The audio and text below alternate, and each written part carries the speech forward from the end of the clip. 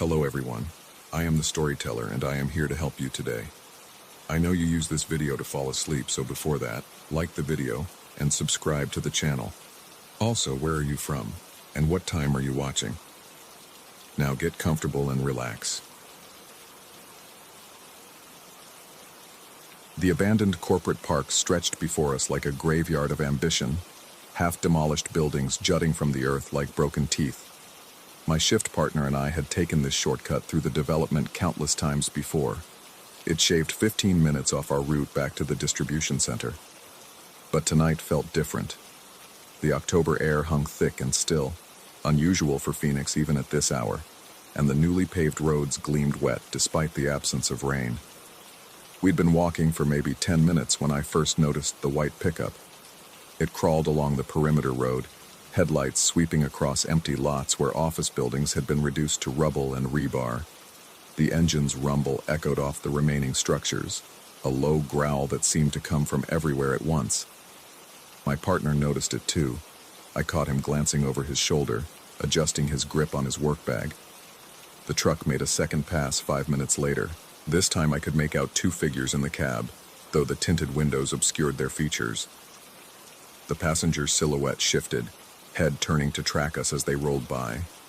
My skin prickled with that primitive awareness of being watched, the same feeling I'd get walking past coyotes in the desert at dawn. By the third pass, something had changed. The passenger seat was empty. The pickup idled 30 feet away, engine ticking and rumbling in the silence. No door had opened. I would have heard it. The driver remained motionless behind the wheel, a dark shape that might have been looking at us, or might have been looking at nothing at all. I pulled out my phone. No signal. Not unusual out here, but the timing made my mouth go dry. The reverse lights blazed white. The truck began backing toward us, slow and deliberate. Not the jerky, uncertain movement of someone trying to turn around, but the measured approach of something with purpose. My partner grabbed my arm, his fingers digging in hard enough to hurt. That's when I saw it. The storm drain grate twisted open like a mouth in the asphalt. Without thinking, without discussing, we both moved toward it. The metal rungs were slick with something that wasn't water. The smell hit me as we descended. Industrial solvent mixed with something organic and wrong. The tunnel below was a concrete artery, maybe 6 feet in diameter, with a trickle of dark liquid running along its bottom. Emergency lighting fixtures dotted the ceiling at intervals, but none were operational. We used our phone flashlights, the beams creating wild shadows that danced and writhed with each step. Above us, the truck's engine grew louder. Then came the sound that made my blood freeze, tires rolling slowly overhead, matching our pace exactly. They knew where we were. They were following the storm drain's path, tracking us like hunters following wounded prey. The boot prints appeared in our flashlight beams about 50 yards in. Fresh impressions in the thin layer of sediment, the tread pattern crisp and distinct. They weren't ours. Wrong size, wrong pattern. They led deeper into the tunnel system, and worse, some of them faced back toward us, as if someone had walked backward, watching the tunnel behind them. My partner started breathing faster, harsh gasps that echoed in the confined space. I wanted to tell him to be quiet, but my own breathing was just as ragged. The solvent smell grew stronger, making my eyes water and my head swim. The walls seemed to pulse in the flashlight beams, expanding and contracting like we were inside something alive. A junction appeared ahead, 3 tunnels branching off in different directions.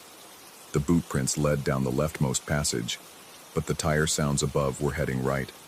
We went straight, moving faster now, splashing through the trickle that had become a stream. My work boots slipped on the slick concrete, and more than once I had to catch myself against the curved walls, my hands coming away covered in a film that felt like oil, but smelled like copper. The tunnel began to angle upward. Another grate appeared above, this one showing a rectangle of purple sky. We climbed, desperate to escape the pressing darkness and that persistent rumble of the engine that seemed to follow no matter which direction we turned. I pushed the grate aside and hauled myself up, reaching back to help my partner. We emerged 2 blocks from where we'd entered. The white pickup sat at the intersection ahead, engine off, headlights dark. Waiting.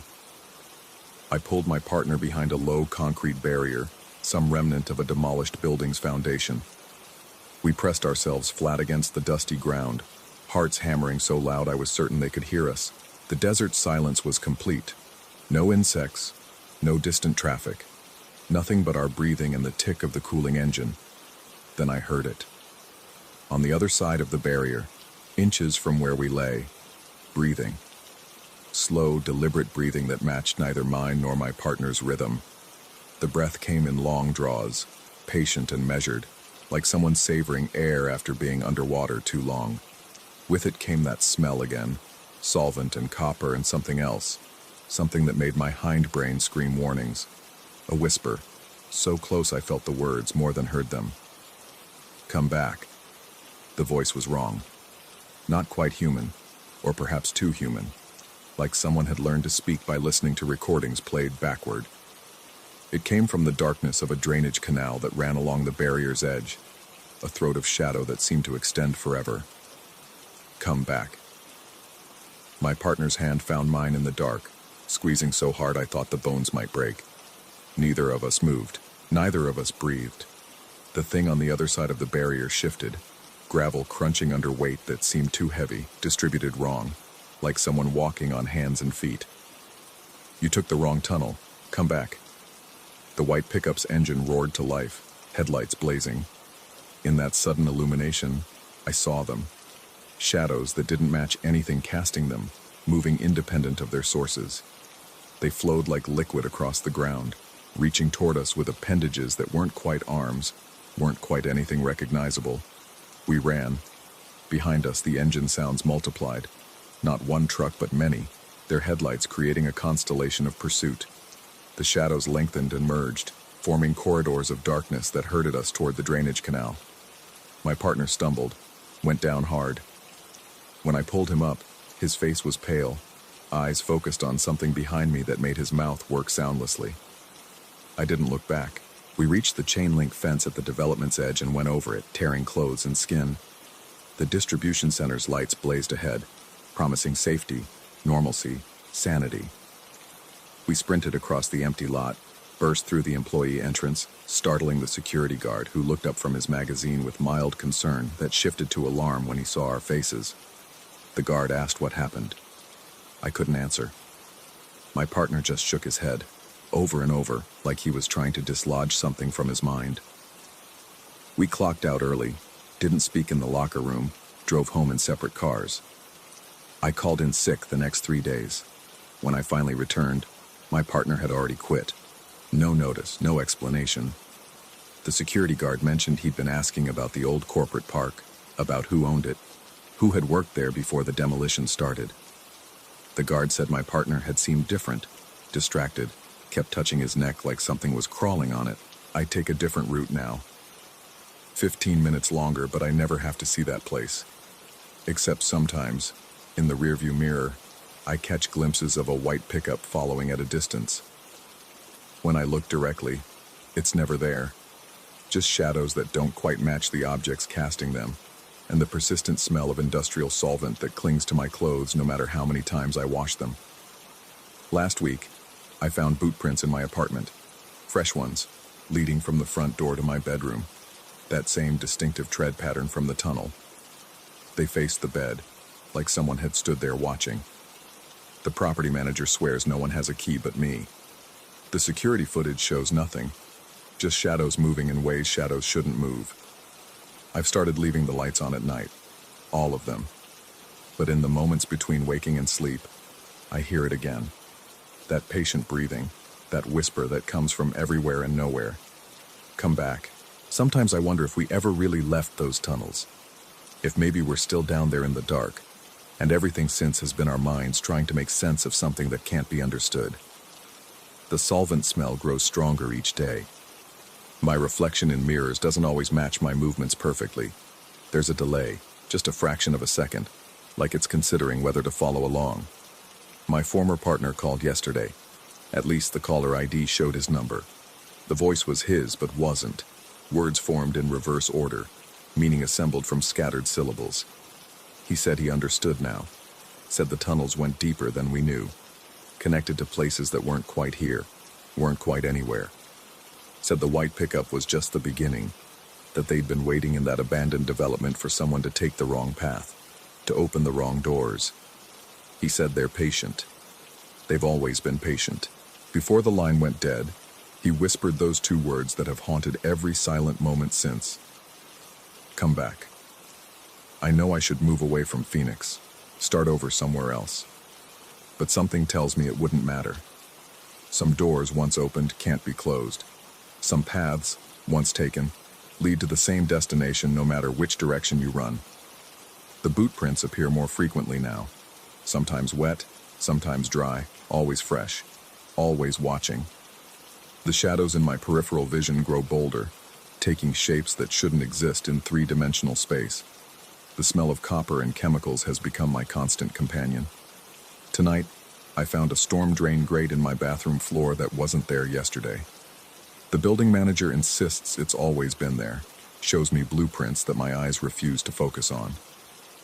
Below, I can hear water trickling, though the sound seems to come from much deeper than the apartment below mine should be. I know what they want. The whispers have become clearer, more insistent. They want me to return to those tunnels, to take the left passage where the boot prints led, to see what waits in the depths beneath that abandoned corporate park. Part of me, a part that grows larger each day, wants to go, wants to understand, wants to know if this creeping madness is real or if reality itself has become mad.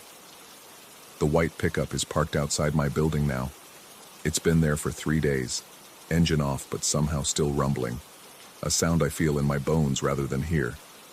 The driver's seat is empty, has always been empty, will always be empty. But something watches from within that darkness, patient and eternal. Tomorrow, I think I'll take that shortcut again.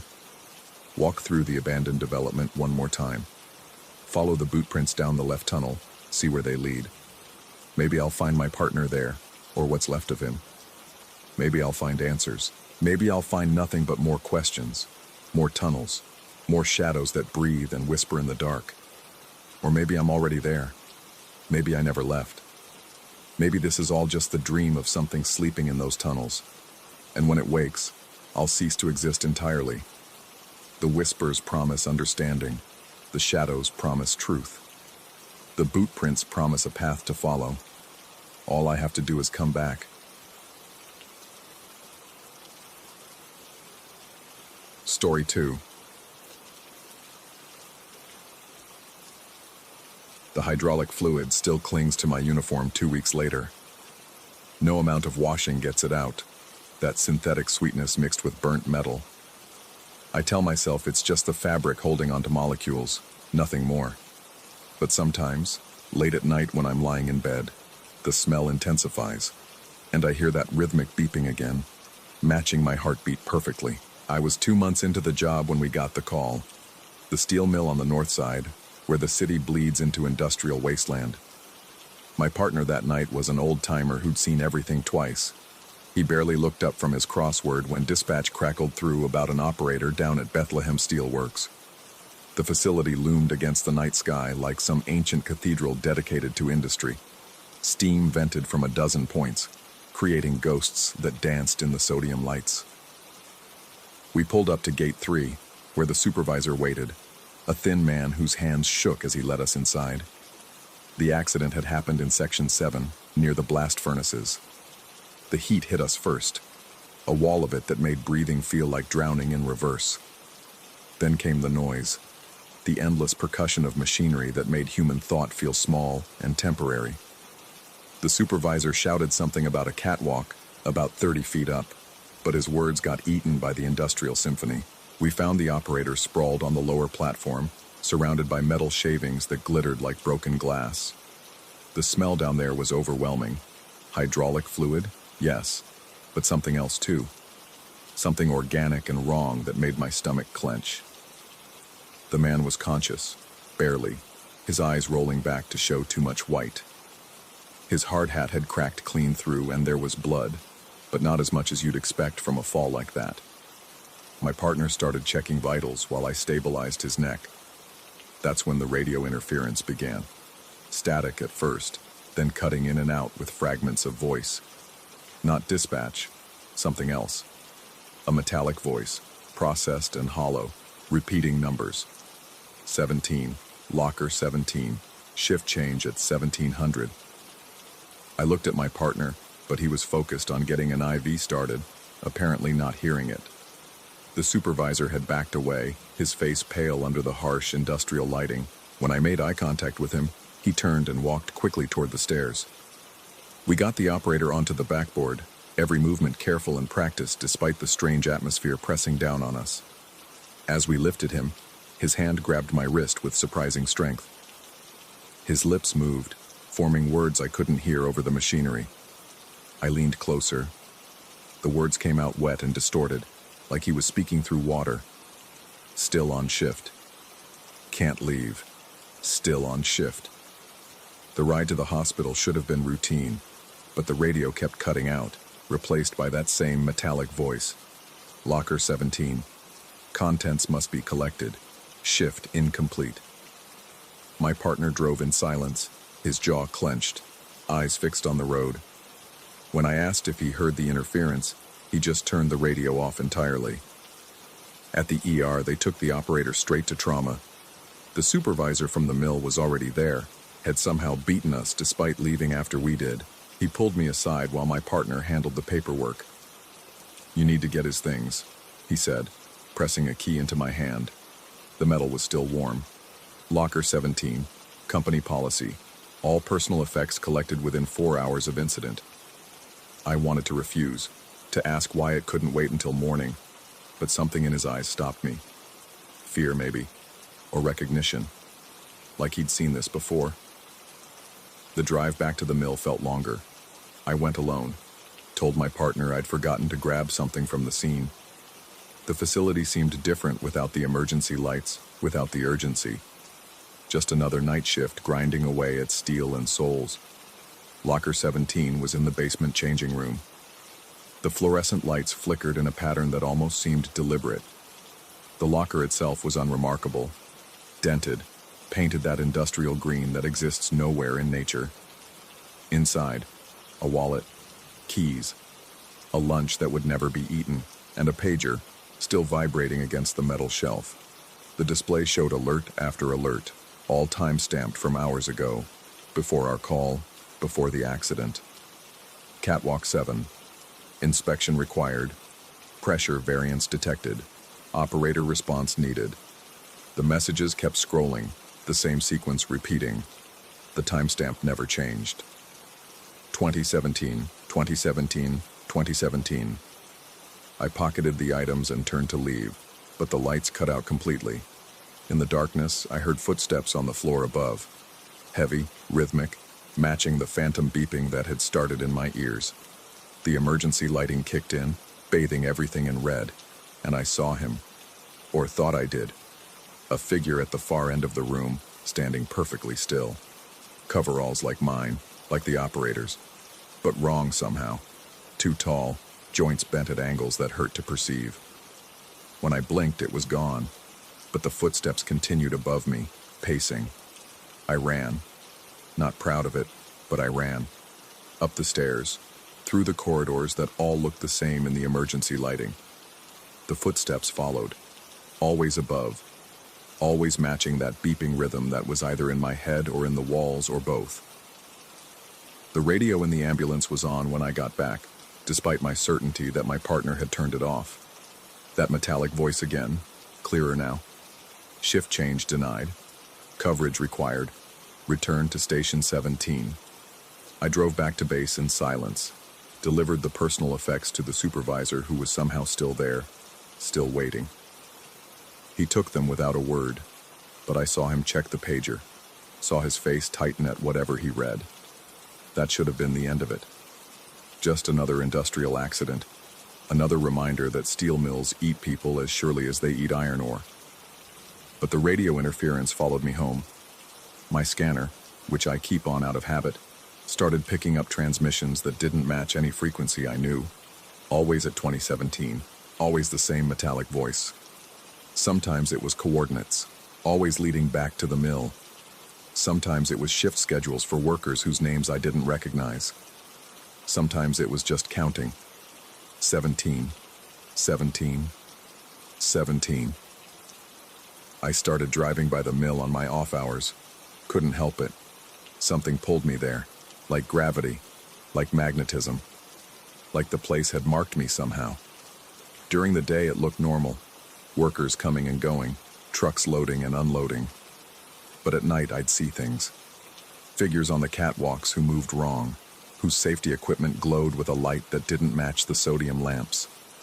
I'd see supervisors checking clipboards that were blank, nodding at nothing, marking time that had already passed.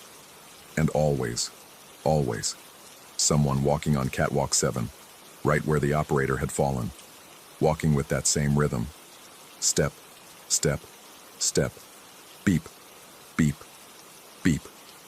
I went back to check on the operator a week later. The hospital had no record of him, no admission, no treatment, nothing. When I called the mill, they said there hadn't been an accident. No incident reports, no injury claims. The supervisor I'd spoken to, no one by that description worked there. But I had the key. Still have it. Locker 17's key, warm in my pocket like it's fresh from someone's hand. Sometimes I wake up at 2017 exactly, that beeping in my ears, that smell of hydraulic fluid so strong I have to check if I'm bleeding it. My partner quit last week. Didn't say why, just turned in his badge and walked. But I saw him once, driving past the mill at night, just sitting in his car, watching, like me, like all of us who've answered that call, who've walked those catwalks, who've heard that metallic voice cutting through the static. The radio still does it. Not every night, but enough. Enough to remind me that I'm still connected to that place somehow. That maybe I never really left. That maybe none of us do. Sometimes I think about going back to locker 17, using the key, seeing what's there now. But I know what I'll find.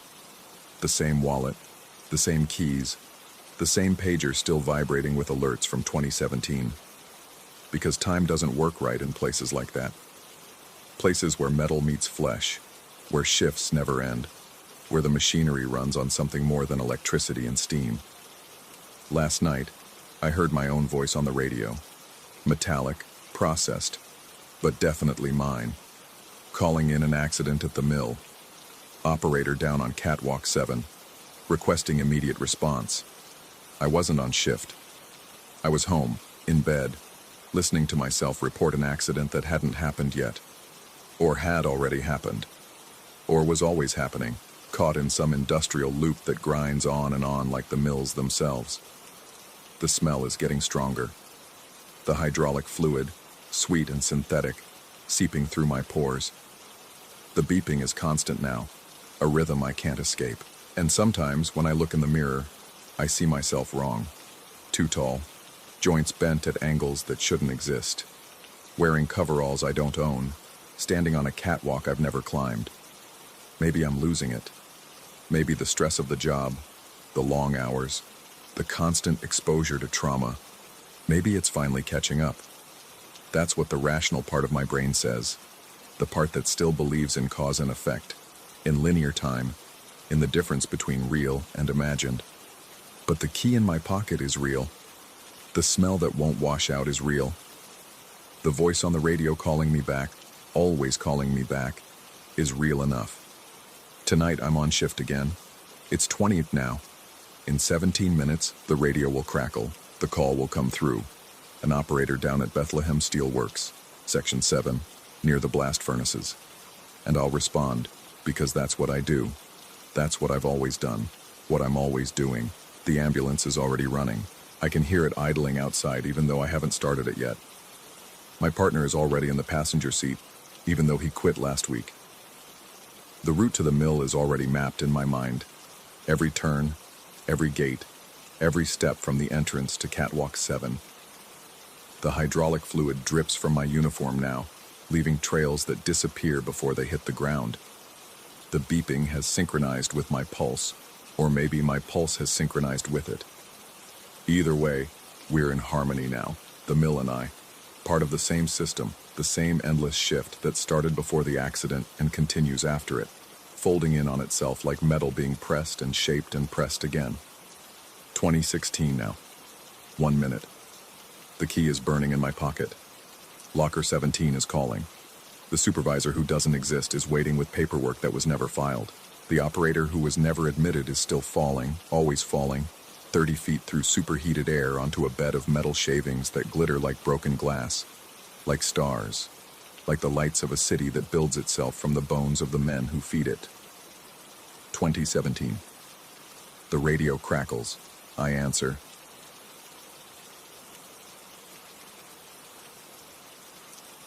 Story 3.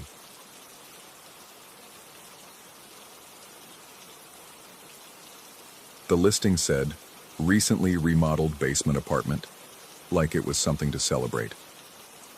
$400 below market rate should have been my first warning. But desperation has a way of making you overlook the obvious. Milwaukee in February isn't kind to the unemployed, and when you're 3 months behind on everything, you don't ask questions about why a place that nice sits empty for 6 months. I moved in during a snowstorm, boxes getting soaked as I hauled them down the narrow exterior stairs. The basement was surprisingly spacious. Exposed brick walls painted white, new laminate flooring that tried too hard to look like hardwood, track lighting that cast everything in that sterile showroom glow. The previous tenant had left a vintage record rack in the corner, solid oak with brass corners. The landlord said I could keep it or toss it. I kept it. The first 3 nights passed without incident. I unpacked slowly, arranged my books on the built-in shelves, set up my desk against the wall that got the most light from the small windows near the ceiling. During the day, with sunlight filtering through those windows, the place felt almost cozy. At night, the track lighting made shadows that didn't quite behave the way shadows should. Too long in some places, absent in others where logic said they belonged. It was the 4th night when I first woke to find the hallway light on, not unusual in itself. Old wiring, I told myself. But as my eyes adjusted, I saw it there, standing beside the record rack, perfectly still. At first I thought someone had broken in, and adrenaline shot through my veins like ice water. But as I blinked, trying to focus, I realized this wasn't quite a person. The figure had the shape of a man, average height, wearing what might have been a suit or might have been shadows. But where the face should have been, there was only a smooth, blurred surface, like looking at someone through frosted glass. Not featureless exactly. There were suggestions of features, impressions where eyes and mouth should be, but nothing resolved into clarity no matter how hard I stared. I must have fallen back asleep, because the next thing I knew, morning light was streaming through the windows, and the hallway light was off. A dream, obviously. Stress from the move, unfamiliar surroundings. The mind plays tricks. But then I smelled the coffee. Rich, dark roast. That particular burnt sugar note my grandmother's percolator used to make. The scent was so strong it pulled me from bed. I found a full pot in my kitchen, still warm, condensation beating on the glass. I lived alone. I hadn't made coffee. I didn't even own coffee grounds yet. It was on my list for the grocery run I'd planned for that afternoon. I poured it down the sink, watching the dark liquid spiral away, trying to rationalize. Maybe I'd made it in my sleep. Sleepwalking wasn't unprecedented for me, though it had been years. Maybe muscle memory from my old apartment. Maybe. The upstairs tenant caught me on the stairs that evening as I was taking out trash. He was a thin man, probably mid-40s, with the kind of nervous energy that made you tired just watching him. His eyes kept darting past me, down toward my door. He asked if I'd settled in okay. I said yes. He asked if I'd noticed anything unusual. I hesitated, and that hesitation was enough. His shoulders sagged with what looked like relief. He told me about his experiences then, speaking in that rapid, hushed tone people use when they're afraid of being overheard or disbelieved. He'd seen the same figure I had, the blurred face, the suggestion of features that never quite resolved. But in his apartment, it appeared in the kitchen, pressing its non-face against the glass door of his microwave, moving its head slowly back and forth like it was trying to see its own reflection, or trying to see through the distortion to what lay beneath. Since that conversation, I've noticed it too. Every time I use the microwave, the door fogs from the inside, a perfect circle of condensation about the size of a face. It happens even when I'm just reheating coffee. Nothing that should produce that much steam. The fog appears gradually, starting at the edges and working inward, and in those few seconds before it fully forms, I swear I can see the outline of features trying to push through. I started keeping a journal, documenting each occurrence. The figure by the record rack appeared every third or fourth night, always in the same spot, always perfectly still. The coffee happened twice more. Same brand I'd never bought, same grandmother's percolator taste. Once I found a cup already poured, sitting on my kitchen counter, still steaming. Research into the building's history turned up nothing unusual. Built in 1924, converted to apartments in the 70s, no reported deaths, no tragic histories. The basement had been a storage area, then a laundry room, then converted to an apartment just last year. The remodel had been extensive, knew everything, right down to the studs. But something was wrong with the measurements. I noticed it when I was arranging furniture. The basement should have been smaller. Based on the foundation visible from outside, there should have been another 100 square feet somewhere. I measured obsessively, checked against the upstairs tenant's floor plan, when he invited me up for beer. His apartment was definitely larger than mine, even accounting for the basement's thicker walls. I found it eventually, a section of wall behind the water heater that sounded different when knocked. Hollow. But there was no seam, no door, just smooth drywall painted the same white as everything else. The landlord claimed ignorance when I called. Previous architectural quirk, he said. Old buildings were full of them. The presence grew bolder. I'd wake to find it had moved, sometimes by the kitchen doorway, sometimes at the foot of my bed. Always that same blurred face, like someone had taken an eraser to reality itself. It never made sound, never moved while I watched, but evidence of its activities accumulated.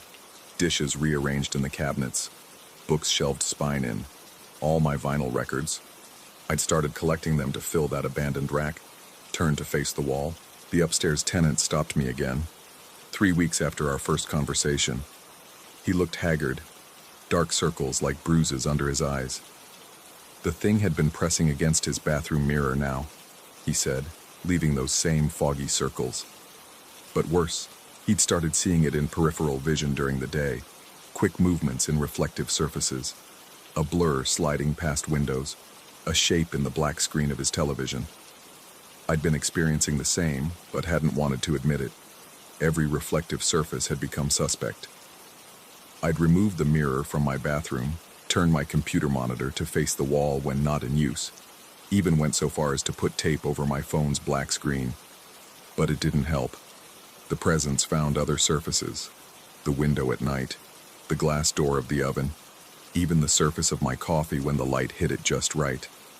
The coffee continued appearing, sometimes a full pot, sometimes just a cup. Always that same distinctive taste that pulled me back to my grandmother's kitchen, to being 8 years old and safe. I started drinking it. I know how that sounds, but after the 5th time, the 6th, the 10th, it seemed more dangerous to refuse, like rejecting a gift from something that had gone to considerable effort to learn your preferences. Sleep became elusive. Not from fear exactly. The presence had never been overtly threatening, but from a kind of hyper-wakefulness, a constant awareness of being observed. I'd lie in bed tracking its movements by the subtle changes in air pressure, the way shadows shifted without any light source changing. Sometimes I'd feel the mattress depress slightly, as if someone had sat on the edge of the bed. But when I looked, there was only that familiar blur standing in the corner, face turned toward the wall. I started finding notes. My handwriting, but nothing I remembered writing. Simple things at first. Check the record rack. The coffee is getting cold. Look in the mirror. Then longer messages, more urgent. It wants to be seen. The glass is thinning. Stop hiding from your own face. The upstairs tenant moved out abruptly. No goodbye, just gone one day. His apartment immediately listed for rent.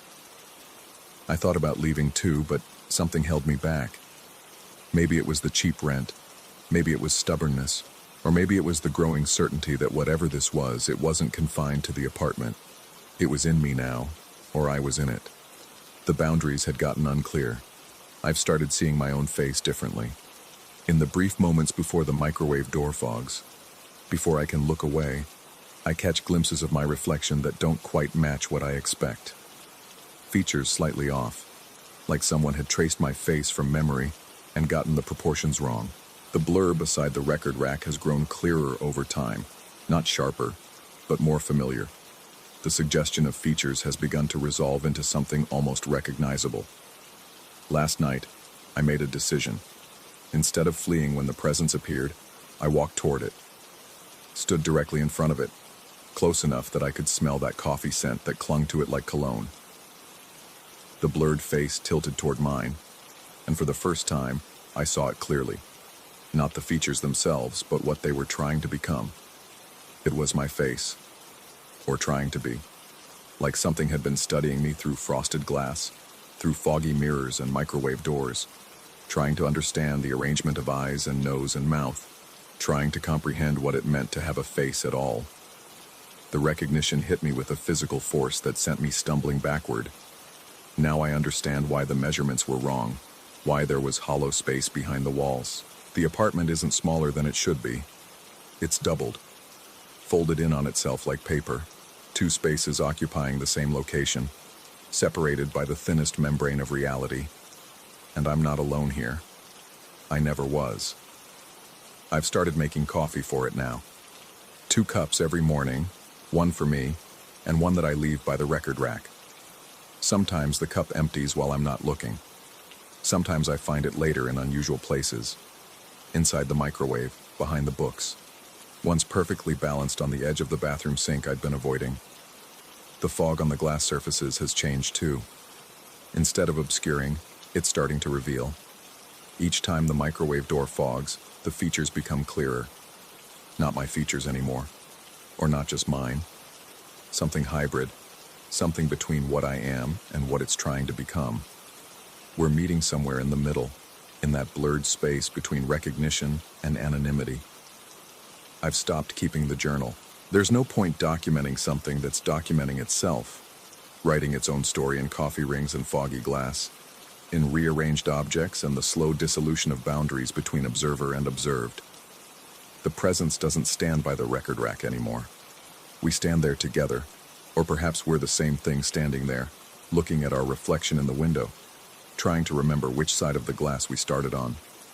The new upstairs tenant has started asking questions. She mentions strange sounds from below, the smell of coffee at odd hours, the way her mirrors fog when she's not in the bathroom. I tell her it's an old building. I tell her these things happen.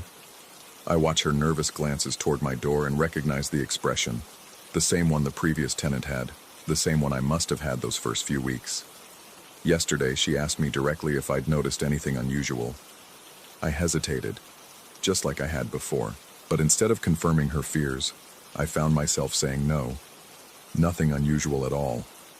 The words came out smooth and automatic, like something else was speaking through me. Or maybe it was me.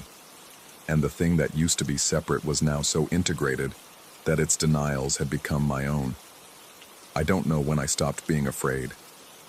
Maybe it was gradual, like the slow focusing of those blurred features. Maybe it was sudden, like the moment you realize the monster under your bed is just the shadow of your own dangling foot. Or maybe fear just transformed into something else. Recognition, acceptance, a kind of terrible intimacy with something that knows you better than you know yourself, because it's been studying you from the other side of every reflection. The coffee pot is full again this morning. I pour 2 cups and walk to the record rack, where my reflection waits in the morning light through the window. We stand there together, sipping coffee that tastes like memory, like my grandmother's kitchen, like safety that never quite existed. In the glass, our face is finally coming into focus. Story 4. The Texas sun had been dead for 3 hours when I found the station. No sign marked its existence, just a concrete box squatting beside Highway 90, like something the desert had coughed up and forgotten. The fluorescent lights inside flickered with that particular frequency that makes your teeth ache, casting everything in a sickly yellow pallor that turned my skin the color of old newspaper. I'd been driving for 6 hours straight, my water bottle empty since Sanderson, and my throat felt like I'd been gargling sand. The bell above the door rang when I pushed inside, but it kept ringing. Not the cheerful ding-ding of arrival, but a continuous metallic tremor, as if the clapper had gotten stuck mid-swing. The sound burrowed into my skull while I stood there, waiting for someone to appear behind the counter. The register sat open, bills fanned out like playing cards. A coffee pot gurgled on a hot plate, the liquid inside thick and black as motor oil, probably cooking there since morning. Maybe longer. The ringing stopped. I walked to the coolers at the back, my boots echoing against linoleum that might have been white once but had yellowed like teeth. The refrigerator hummed with mechanical distress, and through the glass doors, I could see condensation running in rivulets that looked almost deliberate, like someone drawing patterns from the inside. The water bottles were warm to the touch despite the freezing air blowing from the vents. I grabbed 2 anyway. That's when he entered. The door didn't ring this time. He just appeared in my peripheral vision, a shape in a faded denim jacket moving toward the energy drinks. But he wasn't looking at them. In the curved reflection of the glass door, I could see his eyes tracking me, following my hand as I reached for a third bottle. When I shifted left, his reflection shifted too, maintaining that perfect angle where he could watch without seeming to watch. I moved to the counter. He drifted behind me, always keeping 2 aisles between us, his footsteps somehow out of sync with his movement. I could hear him walking when he stood still, silence when he moved. My neck prickled with that primitive awareness that comes from millions of years of being prey. The register was still open, still no one behind the counter. I left a 20 beside the coffee pot and headed for the door. He followed. Outside, the parking lot felt smaller than when I'd arrived, as if the desert had crept closer while I was inside. My car sat alone under a streetlight that hadn't been on before, the bulb now glowing with that same sick yellow as the store's fluorescence. Moths circled it in perfect formation, their shadows creating patterns on my windshield that looked almost like letters. I unlocked the door. The click echoed too many times.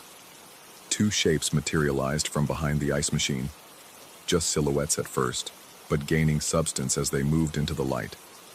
They walked with that same unsynchronized gait as the man from inside, their feet making sounds that didn't match their steps. One wore what might have been a postal uniform, faded to the color of dust. The other had no distinguishing features at all, just clothes that seemed to shift and blur when I tried to focus on them. My hand found the door handle, but the man from inside was already approaching, that practiced smile stretching across his face like someone had drawn it there with a ruler.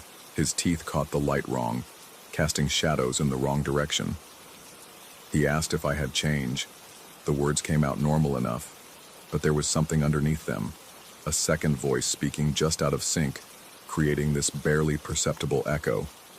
I shook my head and got in the car, slamming the door hard enough to rattle the windows. In the rearview mirror, a blue sedan materialized. Not arriving, not pulling up, just suddenly there, as if it had always been there, and I'd only now noticed. No headlights, but I could see the interior perfectly, lit by a dashboard glow that pulsed like a heartbeat. The driver's silhouette didn't move, didn't shift, didn't even seem to breathe. I turned the key and floored it. The tires screamed against the asphalt, laying rubber in black strokes across the concrete. In the mirror, the 3 figures stood perfectly still, watching. The sedan didn't follow immediately. It waited until I was almost to the highway, then eased forward without any sound of an engine, gliding like something on rails. 20 miles out, my hands finally stopped shaking enough to notice the speedometer. 95 and climbing. The sedan maintained perfect distance behind me, always the same 3 car lengths back no matter how fast I went. Its shadow fell wrong on the road, stretching forward instead of back, reaching toward my bumper with fingers of darkness. That's when I saw the receipt. It fluttered against the windshield wiper, pressed flat by the wind but somehow not flying away. The paper looked old, yellowed like the store's linoleum, but the printing was sharp and new. My name at the top, though I'd never given it. The timestamp showed my arrival down to the second, an inventory of items I hadn't purchased. 3 bottles of water, correct. 1 map of local roads, I hadn't seen any maps. 1 reservation, what? 1 return journey, predetermined. At the bottom, in red ink that looked wet despite the wind, return. I pulled over at the next exit, hands trembling as I grabbed the receipt. The paper felt wrong, too thick and slightly warm, with a texture like skin. The blue sedan had vanished, but I could feel it somewhere behind me, waiting in that space between the mirror's blind spots. The receipt's details shifted when I looked directly at them, words rearranging themselves like insects scattering from light. The timestamp now showed tomorrow's date, then next week, then dates that hadn't happened yet, wouldn't happen for years. Each time I blinked, the store's address changed. Highway 90, Highway 285, Highway 54, roads I'd never heard of, roads that might not exist. I drove through the night, stopping only for gas at stations with people, real people who made eye contact and counted change, and whose footsteps matched their movement. But at each stop, I'd find something, a business card tucked under my wiper, a flyer wedged in my door handle, a napkin stuffed in my gas cap, all with the same message. Return. By dawn, I'd covered 400 miles, zigzagging across West Texas in patterns that made no sense, trying to lose something that wasn't following me in any way I could understand. The morning sun revealed new messages, in the dust on my hood, in the condensation on my windows, in the arrangement of dead insects on my grill. Return. Return. Return. I stopped at a diner in Fort Stockton, desperate for normalcy, for witnesses, for the mundane chaos of human interaction. The waitress poured coffee that steamed with the same sick yellow as those fluorescent lights. The other patrons moved with that familiar unsynchronized gait, their conversations occurring at frequencies that made my teeth ache. When I looked at the menu, every item was water, bottles of water, warm water, water that remembered being something else. The receipt in my pocket had grown heavier. I could feel it pulling, not down but back, toward the west, toward that unmarked station squatting in the desert.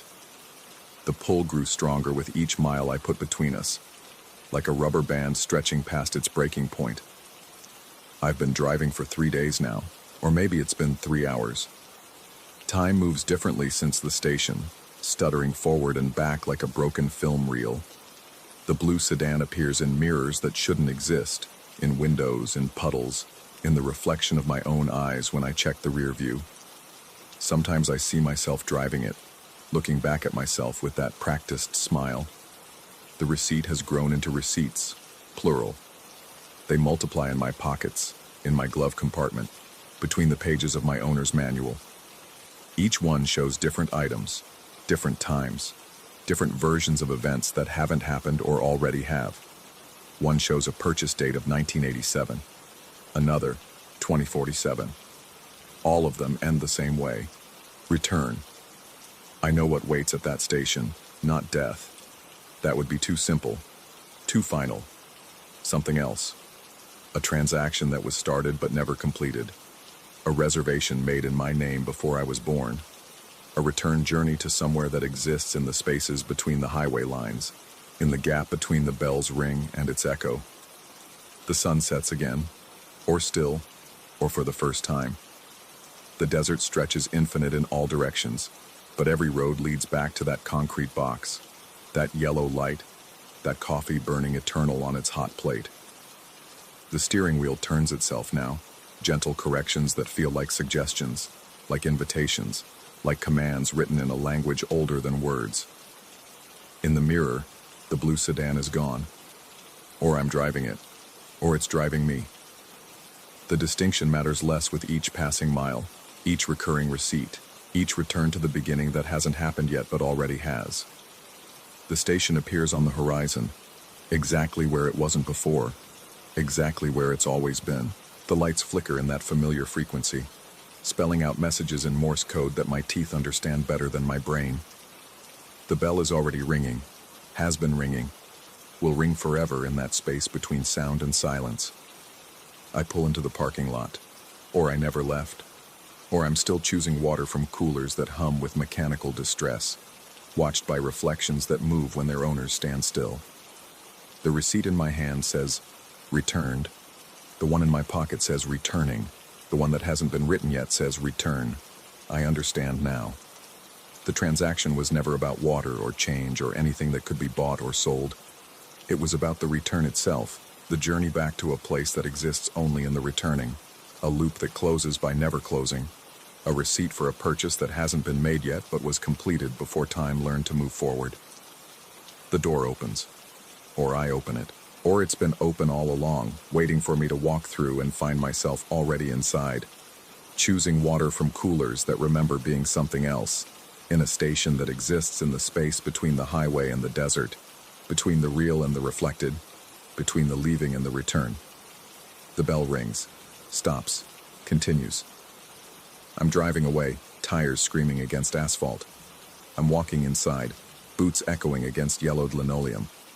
I'm standing at the counter, leaving a 20 that's been there since before the coffee started burning.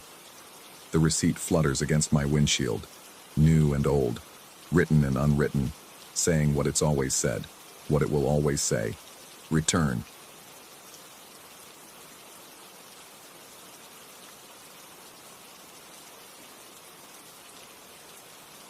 Story 5.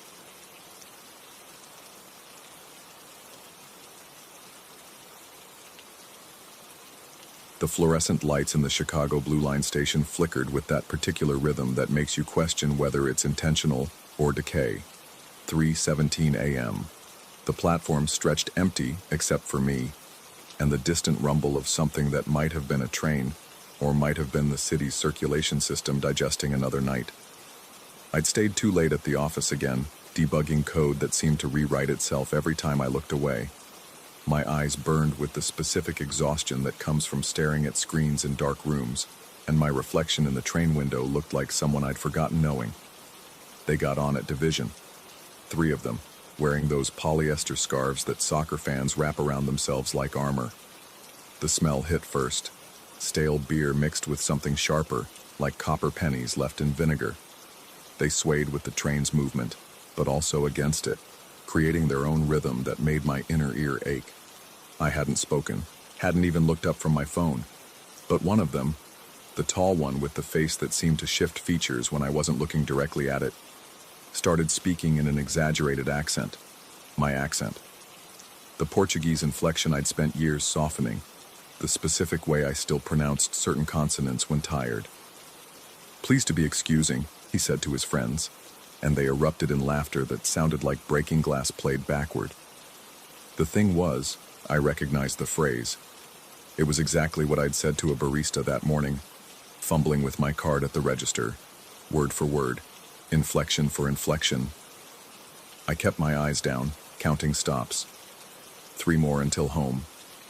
The train lurched, and the lights went out for exactly 2 seconds. When they came back, the men were closer. Not dramatically closer, just close enough that I knew they'd moved without seeing it happen. The middle one, whose face I couldn't quite hold in memory even while looking at it, started humming. It was a song my grandmother used to sing while cooking, something from the old country that I hadn't heard in 15 years. The notes were perfect, even the little trill she'd add at the end of each verse. Grand Station. 2 stops left. I stood, moving toward the door. They stood too, maintaining that careful distance that could be coincidence or threat. The tall one was speaking again, but this time it wasn't mimicry, it was prediction. He was saying the exact thoughts running through my head, voiced in my accent, but a half second before I thought them. Getting off at Chicago, walking fast, don't look back, just need to get home. I jumped off at State Lake instead. The platform was empty except for a janitor pushing a mop bucket that left no trail of water. The 3 men followed, their laughter now a physical presence that pressed against my eardrums like depth pressure. The station's architecture felt wrong. Too many corners, passages that shouldn't exist according to the map I'd memorized over 5 years of commutes. I headed for what should have been the exit, but the corridor stretched longer than physics should allow. Behind me, their footsteps multiplied, as if there were 6 of them now, or 9, or... I turned into a service alley between buildings, the kind of shortcut you're not supposed to know about, but every late-night commuter does. The sound of my footsteps came back wrong. Not quite an echo, more like someone else walking in shoes identical to mine, matching my gait but offset by half a beat. The alley should have opened onto Franklin, but instead it kept going, the walls breathing slightly in my peripheral vision. My phone vibrated. The screen showed an incoming call from my own number, time-stamped 2 minutes ago. Not 2 minutes from now, 2 minutes ago. As if the call had already happened and was just now catching up to its own existence. I didn't answer. The voicemail notification appeared instantly. The laughter had stopped, but the silence was worse, thick and expectant, like the pause before thunder. I could feel them behind me, not following but already there, waiting in the spaces between seconds. A building with a lit lobby appeared on my right, one of those 24-hour doorman places that promise security in exchange for rent that eats half your salary. I banged on the glass, probably looking exactly like what I was. A panicked man being pursued by something he couldn't adequately explain. No doorman. The lobby was lit but empty, the kind of empty that feels intentional. Then I heard it. My name. Not shouted or whispered, just stated matter of fact in my own voice. Not from behind me, but from where I was standing, as if I'd said it myself without moving my mouth. The voice had the exact rasp I get when I've been talking too much, the slight whistle on the S sounds from when I broke my front tooth in college. My phone buzzed again, a text this time from my number. "Stop running from yourself." The doorman appeared so suddenly I almost screamed. He was looking at me through the glass with the expression of someone who'd been watching the whole time. His face was familiar in a way that made my stomach cold. Not someone I knew, but someone I might become. He moved with deliberate slowness, each motion seemingly requiring tremendous effort, as if he were pushing through thick liquid. The lock clicked, 7 times. Buildings like this had 1 lock, maybe 2. 7 clicks, each one deeper than the last, like tumblers falling in a mechanism much larger than a door. I pushed inside, and the warmth hit me like a physical wall. But it was wrong. Warm, the kind that comes from too many bodies in too small a space. The lobby was still empty. Behind me, the laughter started again. Not outside, inside. In the lobby I just entered, coming from the corners where the shadows pooled too thick for the overhead lights to penetrate. The men hadn't followed me in. They were already here, had always been here, were waiting in the negative spaces between the furniture. The doorman was gone. Or maybe he'd never been there. The desk where he should have been sitting was covered in dust that looked like it had been accumulating for years, except for 3 handprints. Fresh ones, with too many fingers. I ran for the stairs, taking them 3 at a time. My footsteps echoed wrong again. Not behind me, but ahead, as if I were chasing myself up the stairwell. On the 3rd landing, I passed someone going down. They had my jacket, my laptop bag, my exhausted stride. We didn't make eye contact. The 4th floor hallway stretched in both directions, lined with doors that all looked identical except for the numbers, which weren't in any order that made sense. 4B, 9X, 2, Thursday, Mom's room, the one you don't open. My apartment should have been on the 7th floor of a different building 8 blocks away. But my key was already in my hand, and it fit perfectly into the lock of door 4B. The metal was warm, almost feverish. Inside was my apartment. Exactly my apartment, down to the coffee mug I'd left on the counter that morning, still half full and growing a skin of milk. But the windows showed the wrong view, not the city but the inside of another apartment, where someone who looked like me but wasn't quite was staring back through their window at me. My phone rang. My landline, the one I disconnected 3 years ago. The caller ID showed a number I recognized, my childhood home, the one that had been demolished to build a parking structure in 2015. I answered. The voice on the other end was my grandmother's, but speaking in my voice, with my current inflection, my exhausted rasp. "You're home late," I said. "The others are already here." The living room I hadn't entered yet erupted in laughter. Not 3 voices, but dozens. All mine, all from different ages. 5-year-old me laughing at cartoons. Teenage me's nervous laugh before a first date. The bitter laugh from after the divorce. All layered, all simultaneous, all coming from throats I couldn't see but knew were there. I hung up. The laughter continued. The bathroom mirror showed my reflection, but he was already brushing his teeth, getting ready for bed.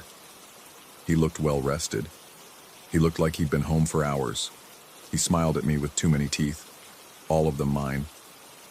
I backed into the kitchen. The refrigerator was humming in harmony with itself.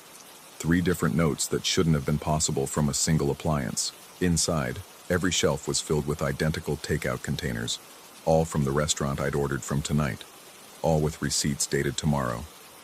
The front door opened. I walked in, looking exactly as exhausted as I felt, carrying my laptop bag, wearing my jacket. This me didn't acknowledge my presence, just walked past and collapsed on the couch, immediately asleep. Another door opened, one that hadn't existed in the wall before. Another me entered, this one in gym clothes I'd thrown away years ago. Then another, in the suit I was planning to buy next month. They kept coming, all ignoring each other, all going about their routines as if they were the only one there. The apartment filled with versions of myself, all slightly wrong. One had my face but moved with someone else's mannerisms. Another had perfect features but my exact way of cracking my knuckles when nervous. They multiplied until the space couldn't physically hold them all, but somehow it did, expanding inward like an Escher drawing. My phone buzzed. A message from myself. Check your voicemail. I played the message from earlier, the one from the impossible call. It was my voice, but speaking words I was thinking right now, in real time, as if my thoughts were being broadcast from the past. You're listening to this and wondering if you're having a breakdown. You're not. You're having a breakthrough. The barriers were thinner tonight. The alcohol helped, even though you didn't drink. Their laughter was the key, even though they weren't real. You're home now, even though you never left. Stop trying to understand which one you are. Start accepting that you're all of them. The mess in the apartment all stopped moving at once. All turned to look at me. All smiled with recognition that felt like drowning. I ran, back through the door, down stairs that went up, through hallways that folded into themselves. The building was breathing now, really breathing, and I could hear its heartbeat in the walls. Or maybe it was my heartbeat. Or maybe there was no difference anymore. The lobby was full of doormen now, all with that almost familiar face, all watching me with the patience of people who knew how this ended. The front door was open. The street beyond looked like Chicago but felt like nowhere. The skyline familiar but wrong, as if someone had described it from memory rather than seen it. I stepped outside. The 3 soccer fans were there on the corner, still laughing. But now I could see their faces clearly, and they were all mine. Me at different ages, different weights, different stages of exhaustion. They waved, a synchronized gesture that I felt my own arm wanting to complete. My phone rang one more time. The caller ID just said, "You." I answered. "Welcome home," I said to myself, and I could feel my mouth moving with the words even though I wasn't speaking. "We've been waiting for you to catch up." The city around me was full of my footsteps, past and future, all walking in different directions, all leading to the same place. Every reflection in every window was me, but also not, like photographs of twins where you can't tell which is which because they're both neither and both. I'm still walking, or maybe I'm already home, or maybe I never left the train, and the fluorescent lights are still flickering in that rhythm that makes you question whether it's intentional or decay. The laughter continues, somewhere, everywhere. It sounds exactly like me when I realize a joke I should have understood years ago. It sounds exactly like me when I understand I'm the punchline. It sounds exactly like... Story 6. The headlights in my rearview mirror weren't just following me. They were breathing down my neck like something alive and hungry. I'd been driving through rural Idaho for 3 hours, the kind of darkness that swallows everything beyond your high beams, when the black sedan appeared. One moment, the road behind me was empty. The next, those twin lights filled my mirror so close I couldn't see the grille, couldn't make out anything but the harsh glare that turned my car's interior into a stark theater of shadows. My speedometer read 65, then 70, then 75. The sedan matched every adjustment, maintaining that suffocating distance like we were connected by an invisible tether. The road ahead curved through potato fields and abandoned farmhouses, their broken windows catching my headlights like dead eyes opening and closing. I could taste copper in my mouth, that metallic tang of fear that comes when your body knows something your mind hasn't accepted yet. The roundabout appeared like a promise of escape, its 3 exits radiating into different directions of darkness. I'd passed through here before, years ago, remembered it as unremarkable, just a traffic circle where farm roads intersected.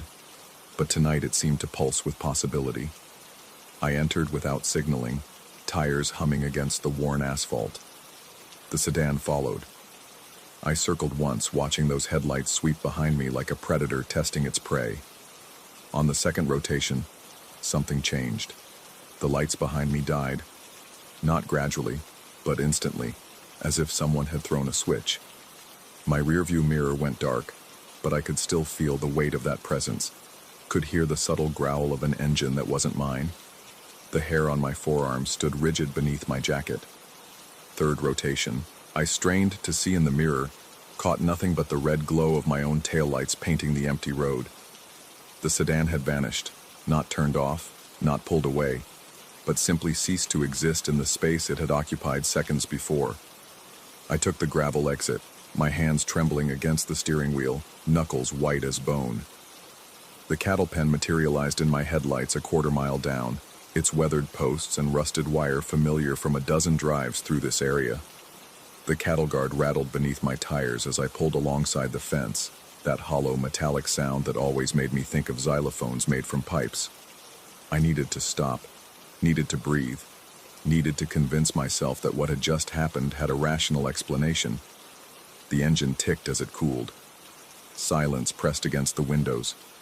That complete absence of sound that only exists in places where humanity has barely made a dent. No insects, no wind, no distant traffic, just the weight of nothingness pressing against my eardrums until they ached. Then the radio came alive. Not music, not voices. A rhythmic static that pulsed like someone tapping on a microphone.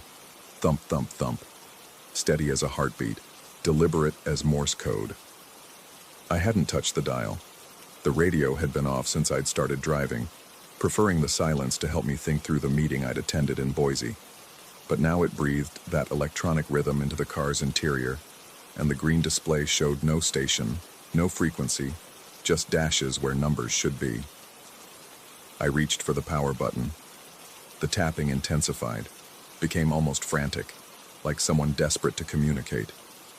My finger hovered over the button but didn't press it. Something in that rhythm felt important. Felt like a warning or a plea, or maybe both. Movement caught my peripheral vision. The fence posts were vibrating, not all at once, but in sequence. Starting from the far end near the road and rippling toward me like dominoes made of wood and wire. Each post hummed for a second before passing the vibration to the next, the wire between them singing a low, metallic note that made my teeth ache. The progression was slow, methodical, purposeful. It reminded me of watching someone run their finger along a piano keyboard, each note distinct but part of a larger melody I couldn't quite grasp. The vibration reached the post nearest my car and stopped. The wire continued to hum, but softer now, like it was waiting. The radio static shifted, became almost questioning. Thump, thump. And I found myself holding my breath, waiting for something I couldn't name. Light exploded in the distance. The roundabout I'd left behind, maybe half a mile back down the road, suddenly blazed with illumination. Every streetlight, lights I hadn't even noticed in my panic, flared to life simultaneously, creating a perfect circle of brightness in the ocean of darkness. It looked wrong, looked staged, like someone had dropped a spotlight on a single point of interest in an otherwise empty theater. But that wasn't the worst part. The sedan was there, circling the roundabout in an endless loop. Even from this distance, I could see it clearly in that unnatural brightness. black paint gleaming, moving at a constant speed, never varying, never stopping. And the driver's door hung open, swinging slightly with each rotation, revealing an empty seat, no hands on the wheel, no shadow of a person inside. My rational mind scrambled for explanations. Someone had jumped out, was hiding in the darkness, playing an elaborate prank. The car was on some kind of autopilot, a Tesla maybe, though it hadn't looked modern enough for that technology. The lights were on a timer I'd somehow triggered. The fence vibration was wind I couldn't feel, or settling wood, or animals I couldn't see. But my body knew better. My body understood that something fundamental had shifted, that the rules I'd lived by for 37 years no longer applied. The air in the car felt thicker, harder to breathe, like the atmospheric pressure had changed. My skin prickled with the sensation of being watched, not by eyes, but by something that didn't need eyes to see. The radio static changed again, became almost conversational. Thump, thump, thump, thump. And I found myself responding out loud, my voice cracking in the silence. I asked what it wanted, told it I didn't understand, pleaded for it to make sense. The fence posts began vibrating again, but backwards this time, from my position toward the road, like they were pointing the way back. I started the engine. The radio went silent immediately, cutting off mid-thump. The fence stilled, but the roundabout continued to blaze with light, and the sedan continued its endless circle, door swinging with mechanical precision. I pulled back onto the gravel road, away from the spectacle behind me. Every instinct screamed to floor it, to put as much distance as possible between myself and whatever was happening in that circle of light. But something made me drive slowly, carefully, like sudden movements might trigger something worse. 5 miles down the road, I pulled into a 24-hour gas station, one of those fluorescent oases that promise normalcy and human contact. The attendant, a kid who couldn't have been more than 20, looked up from his phone when I entered. I must have looked bad because his expression shifted from boredom to concern. He told me I was white as a sheet, asked if I needed him to call someone. I almost laughed. Who would I call? The police? Tell them what exactly? That a car had followed me and then disappeared? That fence posts had vibrated? That an empty vehicle was driving itself in circles? I bought a coffee I didn't want and sat in my car under the harsh lights of the station canopy, watching the road I'd come from. Part of me expected to see those headlights appear, expected the sedan to pull in beside me, ducker still open, still empty. But nothing came. After an hour, I drove on, took the long way home, avoided that stretch of road entirely. 3 days later, I looked up the location on Google Maps, needing to confirm the roundabout existed, that I hadn't imagined the whole thing. The satellite image showed the circle clearly, 3 exits just as I remembered. But in the center of the roundabout, where there should have been grass or decorative landscaping, there was something else. The image was too pixelated to make out clearly, but it looked like marks in the earth, patterns that seemed deliberate, almost like tracks worn by something circling endlessly. I zoomed in as far as the image would allow. The marks formed a perfect spiral, starting from the outer edge and coiling inward to a dark spot in the exact center. The date stamp on the image was from 2 years ago. The next week, I had to drive through that area again for work. I told myself I'd take the same route, prove to myself it had been exhaustion, stress, some kind of breakdown. But when I reached the turnoff, my hands steered me away without conscious thought, taking a detour that added 40 minutes to my journey. I've driven past that turnoff 6 times since then. Never taken it. Sometimes, late at night when I can't sleep, I think about that sedan still circling, door still open, waiting for whatever was supposed to get in or whatever had gotten out. I think about those fence posts vibrating, pointing the way back. I think about the static on the radio, rhythmic and insistent, like it was trying to tell me something crucial that I was too human to understand. Last month, a colleague mentioned taking that route as a shortcut. I asked him, trying to sound casual, if he'd noticed anything unusual about the roundabout. He looked at me strangely, said there was no roundabout on that road, just a straight stretch between 2 farms. Insisted on showing me on his phone's GPS, and he was right. No circle, no 3 exits, just uninterrupted asphalt. But I know what I saw. I know what I felt. And sometimes, when I'm driving alone at night and a car appears in my rearview mirror, following too close, I wonder if I'm still in that roundabout somehow, if I never really left, if the exit I took led nowhere but deeper into the circle. The fence posts outside my house have started humming lately, just occasionally, just for a few seconds, always at night. The rhythm is familiar, sequential, purposeful, like they're passing a message down the line.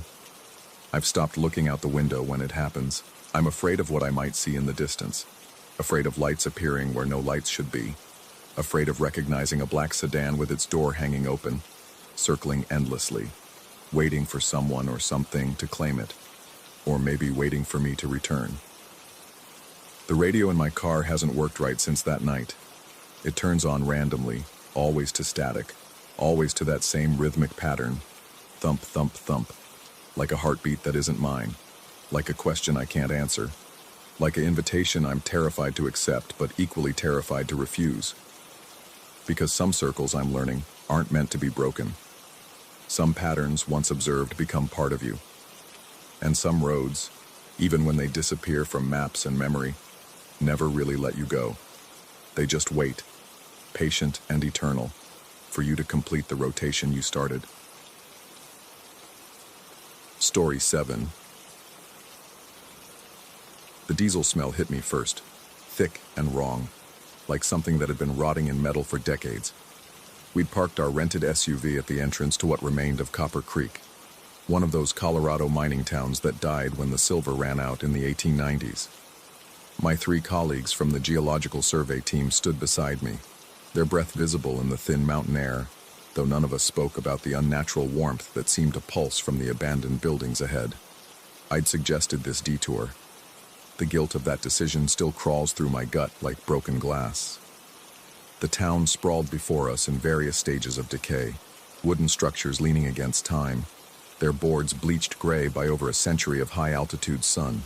Windows stared back at us, dark and empty, except for the occasional glint that made you think something had just moved away from the glass. The wind carried more than just that diesel stench. There was something else underneath it, sweet and chemical, like antifreeze mixed with spoiled fruit. My colleague pointed toward the old company store, its facade surprisingly intact. That's when I saw it, the orange jumpsuit. It hung at ground level between 2 collapsed walls, swaying in a breeze I couldn't feel. The fabric looked new, industrial orange so bright it hurt to look at in the afternoon sun. But it was the way it moved that made my skin crawl. The material bunched and stretched as if someone was crawling inside it, dragging themselves forward on their belly, though the suit never actually changed position. I took a step forward, squinting to make sense of what I was seeing. The jumpsuit continued its grotesque pantomime, the chest area pushing out, then deflating, the arms extending and retracting in a horrible rhythm that reminded me of an insect trying to escape its chrysalis. My colleague grabbed my shoulder, and I realized I'd been walking toward it without meaning to. We left. No discussion, no debate. 4 grown adults, professionals who'd spent years in remote locations, practically running back to our vehicle like spooked animals. The engine turned over on the 3rd try, and I reversed out of that place faster than was safe on the narrow mountain road. 20 minutes down the highway, someone finally spoke. Just 2 words that made everything worse. It's wet. The windshield was covered in moisture, condensation spreading across the glass from the inside, but it was a clear, dry night. Humidity near 0 at this elevation. I cranked up the defrost, but the moisture kept spreading, and that's when we saw them clearly. Handprints. Small, oily handprints pressed against the glass from the outside. Dozens of them, overlapping and smearing. They were child-sized but wrong. The proportions off, the fingers too long, too thin. I pulled over at the next wide spot in the road. We got out, all 4 of us, moving in that careful way people do when they're trying not to panic. The handprints covered not just the windshield but all the windows, even the rear glass we hadn't noticed in our escape. They were greasy, leaving rainbow sheens in the moonlight like motor oil on water. No fingerprints though, just smooth, featureless impressions. My colleague tried to wipe them away with his sleeve, then with paper towels from the glove compartment. The oil smeared but wouldn't absorb. Water from our bottles beat it up and rolled off. Even the windshield washer fluid, which could usually cut through anything, just pushed the grease around in sick, swirling patterns.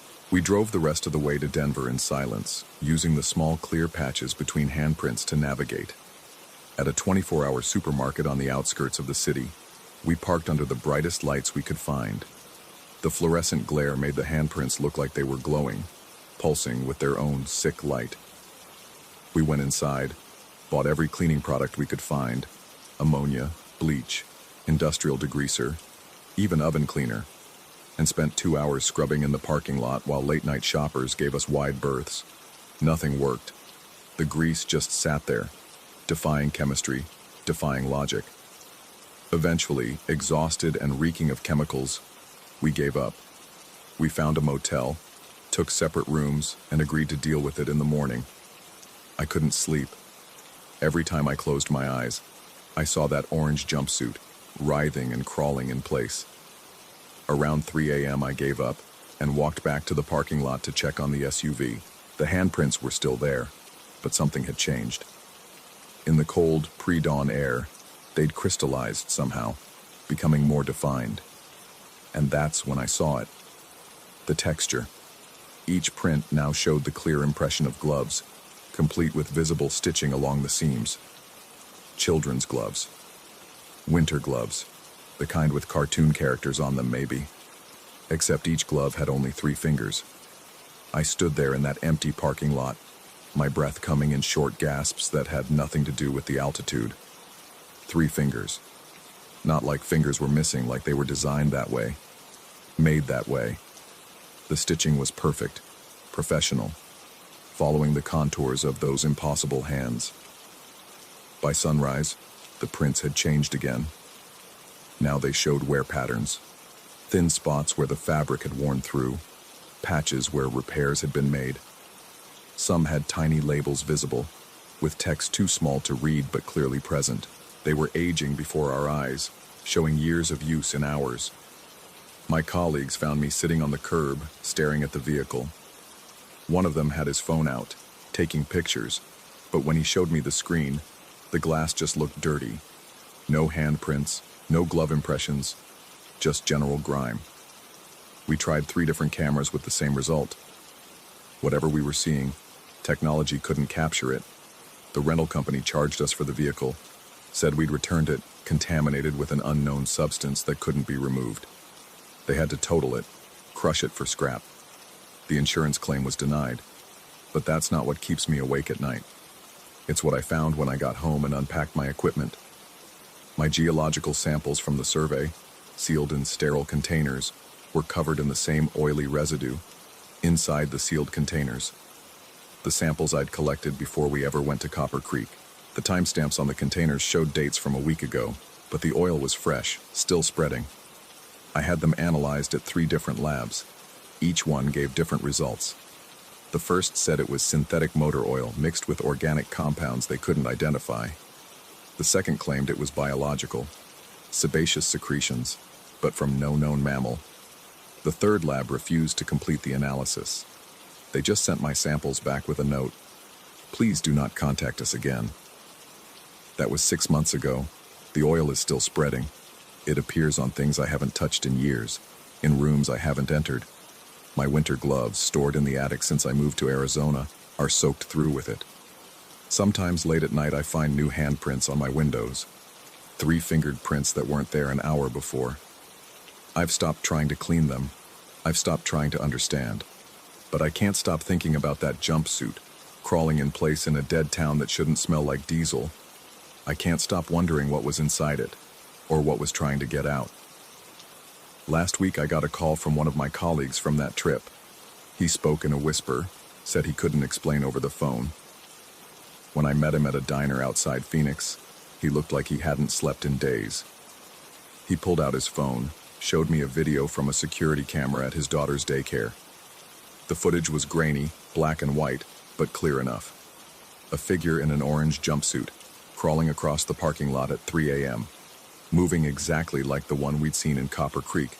that horrible insectile dragging motion. But this one was actually moving, covering ground, leaving a trail of something dark and wet behind it. The timestamp showed it was recorded the same night we'd fled the ghost town, the same exact time we were scrubbing the windshield in that Denver supermarket parking lot. His daughter's daycare is in Maine, 3,000 miles from Colorado. He asked me what I thought it meant. I told him the truth, that I didn't know, that I was starting to think we weren't meant to know, that maybe some things exist in the spaces between what's real and what's possible, and looking too hard at them lets them look back. But that's not really the truth. The truth is that I do know what it means. It means we brought something back with us from Copper Creek, something that doesn't follow the rules of distance or time, something that leaves three-fingered handprints because that's all it has, something that wears orange jumpsuits because that's what it was wearing when it stopped being human, if it ever was human at all. The truth is that every night, I dream of those Colorado mountains, and in my dreams, the diesel smell is stronger. In my dreams, I can hear breathing inside that jumpsuit, wet, labored breathing that sounds like it's coming through liquid. In my dreams, I understand that the handprints aren't trying to get in. They're marking what's already theirs. This morning I found an orange thread on my pillow. Just one thread. Synthetic. The kind they use in industrial safety equipment. It was wet with that same oil, fresh enough to stain my fingers when I picked it up. I've been sitting here for hours, staring at it, trying to convince myself it came from something else, anything else. But I know better. We all know better now. Whatever we saw in Copper Creek, whatever crawled inside that jumpsuit, it's not done with us. Maybe it never will be. Maybe that's the real horror. Not that something followed us home, but that we were always meant to find it. That it was waiting there in that dead town, patient as stone, knowing that eventually someone would come. Someone would see. Someone would carry it back into the world. The thread is starting to move. Not much. Just a slight writhing, like something microscopic is crawling along its length. I should burn it. I should burn everything. My clothes from that trip, my equipment, maybe even the whole house. But I won't, because part of me needs to know what happens next. Part of me has already accepted that whatever's coming, I invited it in the moment I suggested that detour. And maybe that's the worst realization of all, that on some level I can't quite access. I knew what we'd find there, that something in me recognized something in that place, and wanted to bring it home. The handprints on my window are changing again. Now they show wear patterns I recognize. The patches, the thin spots. They match my work gloves perfectly. The ones I was wearing in Copper Creek. The ones that only had 3 fingers when I looked at them this morning. Story 8. The wind chime should have been my first warning. Not a proper wind chime, really. Just a strip of heavy canvas cloth I'd found hanging from the front door handle when I moved in. Previous tenant must have left it. I kept meaning to throw it away, but something about its weathered texture, the way it caught the Pennsylvania autumn light, made me leave it be. That was before it started moving on its own. I'd rented the house because it was cheap and isolated, exactly what I needed after the divorce.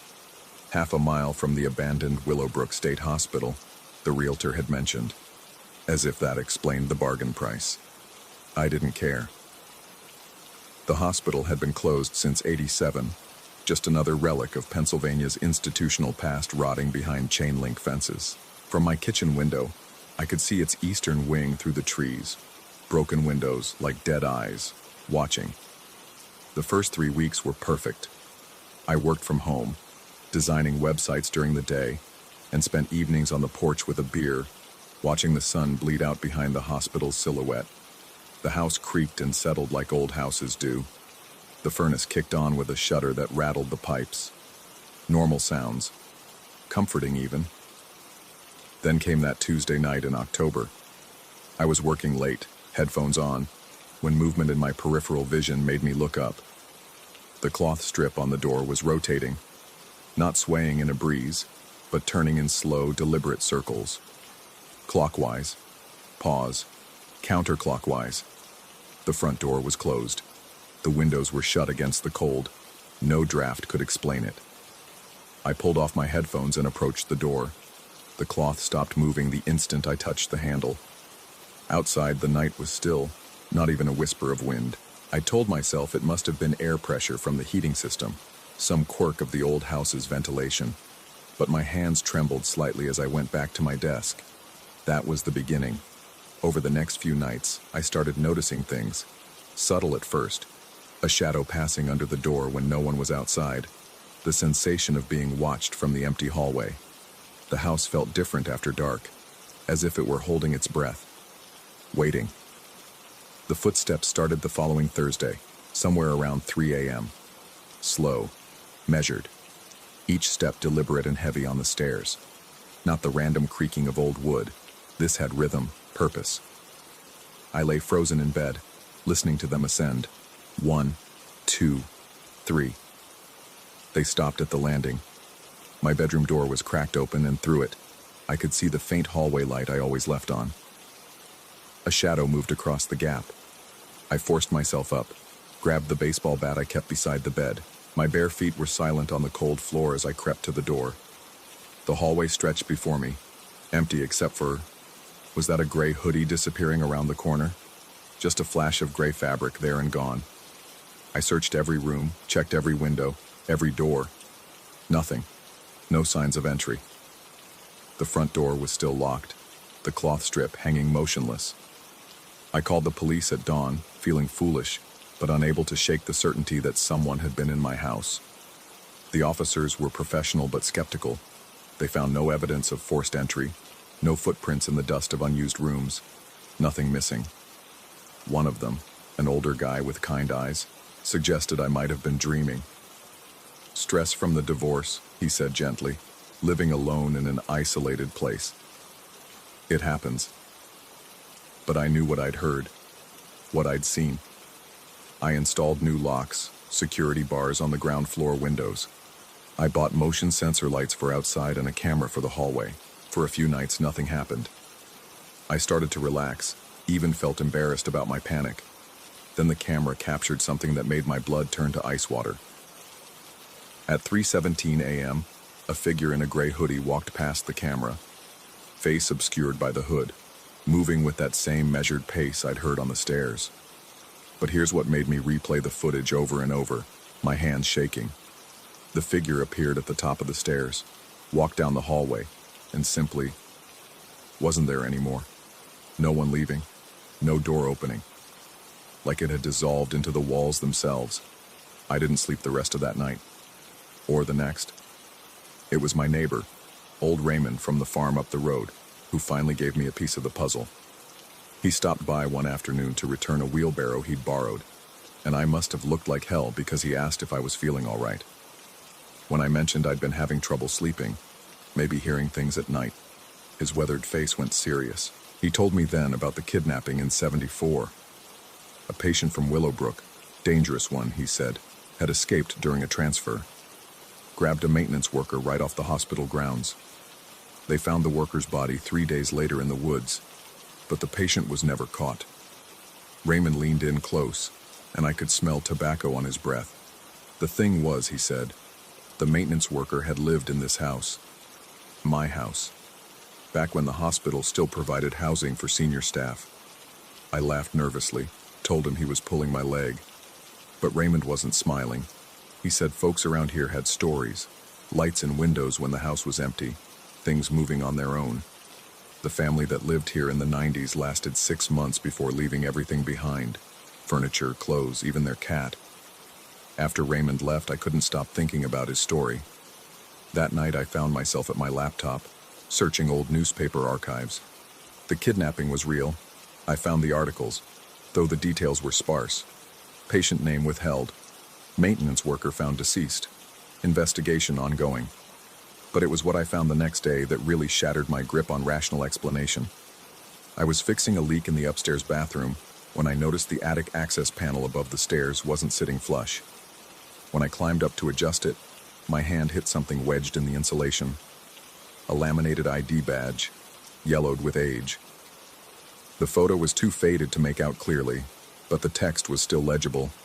A name I didn't recognize, and below it, Ward C, Willowbrook State Hospital. My hands were shaking as I climbed down. Ward C.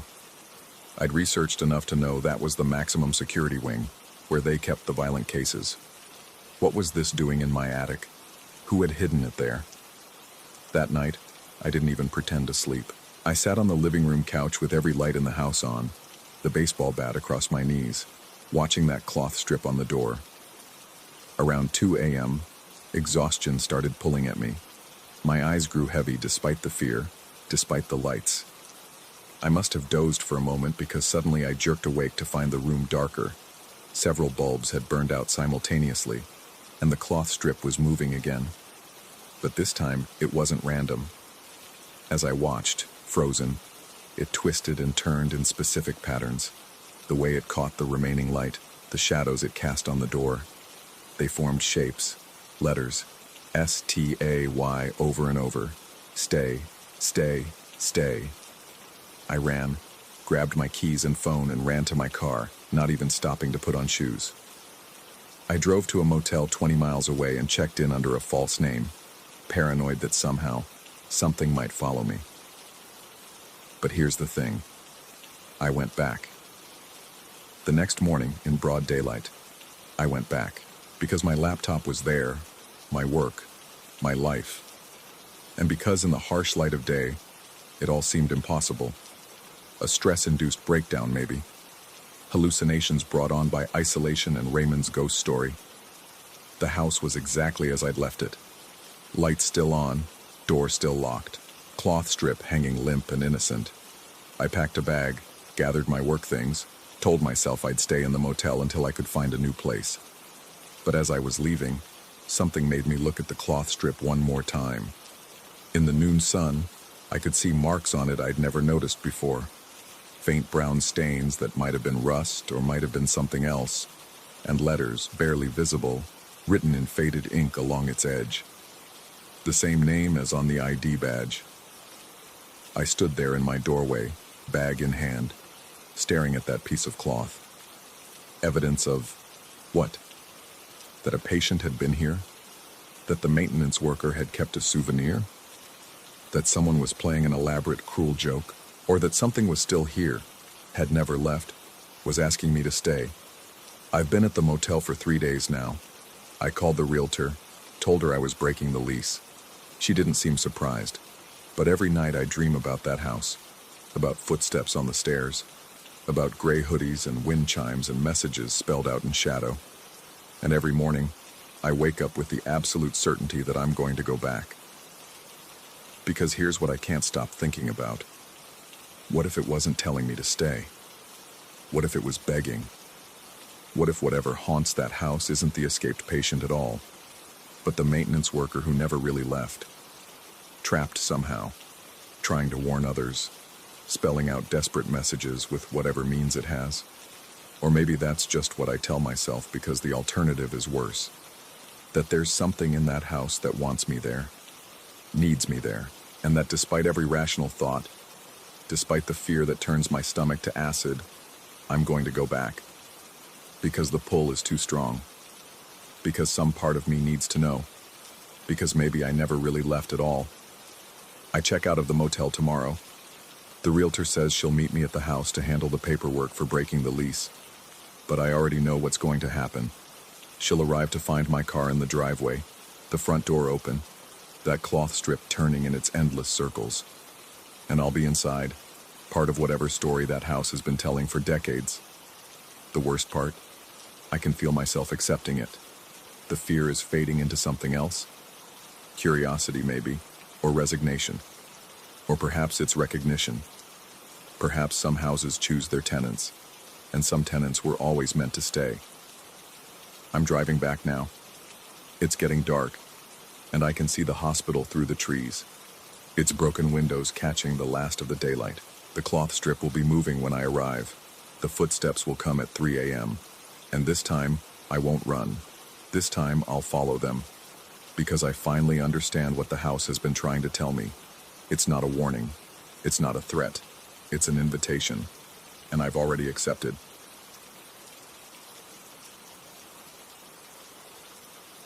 Story 9.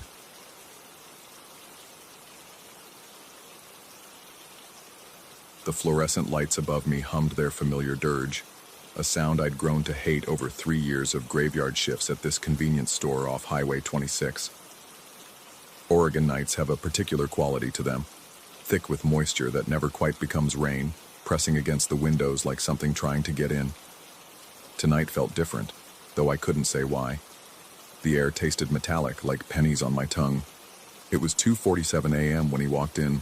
I noticed him immediately because of how he moved, not the shuffling gait of truckers needing coffee, or the purposeful stride of locals grabbing cigarettes.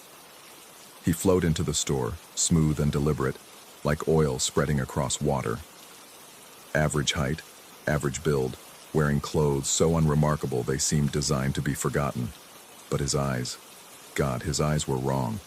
Too bright under the harsh store lighting, reflecting like a nocturnal animal's. He drifted toward the refrigerated section, and I watched him on the security monitor behind the counter. The way he moved between the aisles made my skin crawl. He wasn't shopping. He was timing things. I could see it in the subtle tilt of his head when the door chimed, the way his fingers tapped against his thigh in a steady rhythm, counting seconds, measuring distances. A trucker came in, grabbed an energy drink, and left. The man noted it.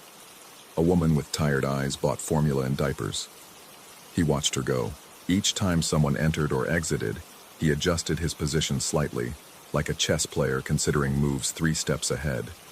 My hands grew clammy against the counter's worn laminate surface. The familiar weight of the panic button under the register called to me. But what would I say? That a customer was walking around too precisely? Through the window, I spotted it. A sedan parked at the edge of the lot where the security lights didn't quite reach. Dark color, maybe blue or black. No plates. The engine was running. I could see the faint shimmer of exhaust in the cold air. Someone was sitting in the driver's seat, just a shadow behind tinted glass. The man in my store had made 3 complete circuits of the aisles now, never picking up a single item. His path reminded me of something, and then it clicked. He was mapping blind spots, places where the cameras couldn't see. My mouth went dry.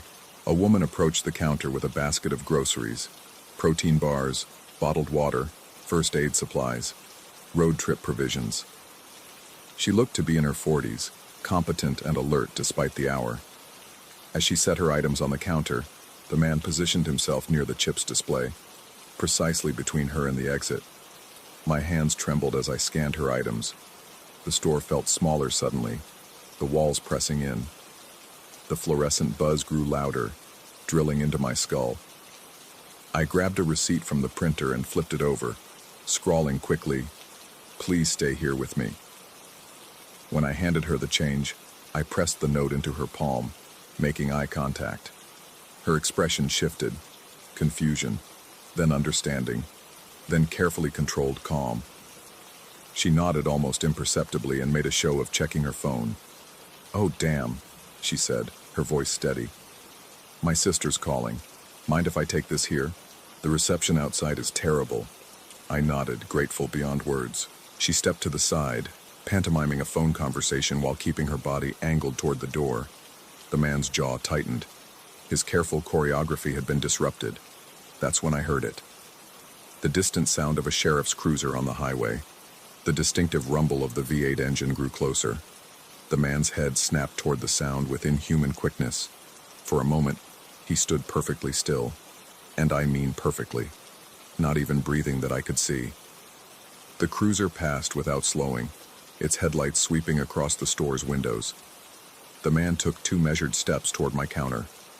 Our eyes met, and looking into them was like staring into an endless tunnel. The overhead lights flickered, just once, but enough to make my heart skip. His lips moved, forming words I couldn't hear over the blood rushing in my ears. Then he smiled. Not with his mouth. His lips never moved, but somehow his entire face conveyed amusement. The temperature seemed to drop 10 degrees. My breath came out in a visible puff. which shouldn't have been possible in the heated store. The woman beside me gasped softly.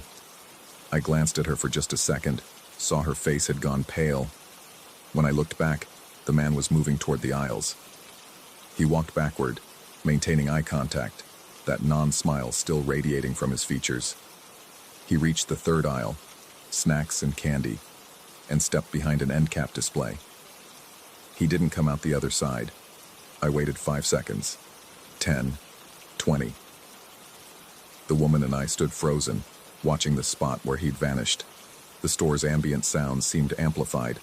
The hum of refrigerators, the tick of the wall clock, my own ragged breathing. "Did you see where—" the woman began. I was already moving, grabbing the aluminum bat we kept behind the counter. My legs felt like they were moving through molasses as I approached the aisle. The woman followed, her car keys jutting between her fingers like claws. The aisle was empty, not just empty of him. It felt empty of everything, like a vacuum had sucked out all the warmth and life. The candy bars and chips sat on their shelves, but they looked wrong somehow, like photographs of themselves. I reached out to touch a bag of pretzels and jerked my hand back. It was ice cold, covered in a thin layer of frost. The woman and I searched every aisle, checked the bathroom, the storage room. Nothing. The back door was still locked from the inside, its deadbolt untouched. There was nowhere he could have gone, but he was gone. 20 minutes later, the sheriff's cruiser returned, lights flashing this time. Deputy Harrison, whom I knew from his regular coffee stops, looked grim as he entered. He told us they'd caught someone a mile down the road, the driver of the sedan. The man had been sitting in his car with the engine running, a hunting knife on his lap, waiting. For what, he wouldn't say, but here's what made my blood run cold. The deputy said the man claimed he was waiting for his partner to come back from inside the store.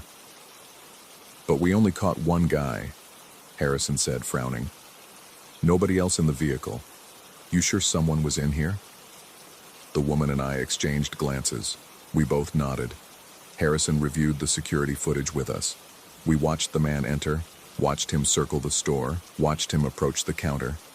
Then at 3:03 a.m. when he stepped into the third aisle, the camera feed cut to static. Not all the cameras, just the one covering that specific spot. For exactly 1 minute. When the feed returned, the aisle was empty. "Probably a malfunction," Harrison said, but his voice was uncertain. "Old system, could be anything." But I knew it wasn't a malfunction. The way that static looked on the screen, it wasn't random. There were patterns in it, shapes that almost made sense if you stared long enough. I found myself leaning closer to the monitor, trying to decipher them, until the woman pulled me back. The sheriff's department increased patrols for the next few weeks. The woman, I learned she was a nurse driving to Portland for a new job, stopped by the next night to check on me. We never talked about what we'd seen, not directly, but she left me her number, told me to call if I ever needed anything. I started keeping a journal of the strange things that happened after that night. Little things at first, products moving when I wasn't looking, cold spots that shouldn't exist, shadows in my peripheral vision that vanished when I turned. Then bigger things, customers I'd swear I'd served before, but who insisted they'd never been in the store. Security footage showing me talking to people who weren't there. Timestamps that didn't match my memory of events. 3 months later, I was reviewing old security footage for inventory discrepancies when I found something that made me quit the next day. It was from the night before the incident, around the same time. The camera showed me working alone, nothing unusual. But in the reflection on the glass door, for just a frame or two, there was someone else behind the counter with me, standing exactly where I stood, moving exactly as I moved, like a double exposure. I enhanced the image as much as the old system would allow. The figure's face was turned toward the camera, and while it was blurry, I could make out one clear detail. It was smiling, that same non-smile I'd seen on the stranger's face. I drove home that morning taking a different route than usual, paranoid about being followed. When I got to my apartment, I found something that stopped me cold. On my kitchen table was a receipt from the store, one I didn't remember bringing home. The timestamp read 3:03 a.m. The exact minute the camera had gone to static, but the date was wrong. It was dated for tomorrow. I didn't go back to check if it was a mistake. I packed what I could fit in my car and left Oregon that afternoon. Found work at a warehouse in Nevada, far from any convenience stores, far from late-night shifts. But sometimes, when I'm alone, and the lights flicker just right, I catch glimpses and reflections. In windows, mirrors, puddles of water. A figure standing just behind me, matching my movements perfectly. And sometimes, on very quiet nights, I hear that fluorescent hum, even though there are no fluorescent lights in my apartment. I've stopped looking at security cameras altogether. I'm afraid of what I might see, or worse, what I might not see when I know something should be there. The woman still texts me occasionally, always at 3:03 a.m. The messages are normal, hoping I'm well, sharing updates about her life in Portland, but she always ends them the same way. Do you ever wonder if he really left? I don't reply anymore. Because deep down, in that place where instinct lives below rational thought, I know the answer. He didn't leave. He never left. He's in that space between frames, that moment of static, that blind spot just outside our perception, waiting. And sometimes, late at night when I'm drifting off to sleep, I swear I can feel him there, standing in that impossible space, counting seconds, measuring distances, planning something I'm grateful I'll never understand. The sedan, they told me later, had been reported stolen 3 states away. Its owner had been found in his home, alive but catatonic, staring at static on his television screen. He'd been like that for a week before anyone noticed. The doctors couldn't explain it. Physically, nothing was wrong with him. He just wasn't there anymore. I think about him sometimes, wonder if he saw what I saw, if he looked too long into that static and found something looking back. I wonder if that's what's happening to me now, this slow dissolution of certainty, this creeping feeling that reality has developed cracks I can't quite see but can definitely feel. Last week, I found a note in my handwriting that I don't remember writing. The static is spreading. I've started avoiding mirrors. It's easier that way. Easier not to see the fraction of a second delay in my reflection. Easier not to notice how sometimes it smiles when I'm not smiling. The fluorescent hum is getting louder. Story 10. The voucher still sits on my kitchen counter 3 weeks later. I've memorized every detail. The faded blue logo of Desert Suds 24-hour car wash. The serial number that doesn't match their usual format. And those 5 words scrawled in ballpoint pen that turn my blood to ice water. Come back at dawn hours. I should throw it away. I should have thrown it away the morning I found it. But every time I reach for it, my hand stops, trembling just above the paper, as if some invisible force field surrounds it. Or maybe I'm just afraid that touching it again will make everything that happened that night more real than I can handle. It started with my usual evening run through the Sunny Slope subdivision, one of those sprawling Arizona developments where every house looks identical under the sodium streetlights. 10 o'clock, still 85 degrees, the asphalt radiating heat like a pizza stone.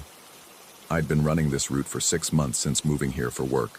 Same 3-mile loop, same playlist, same everything.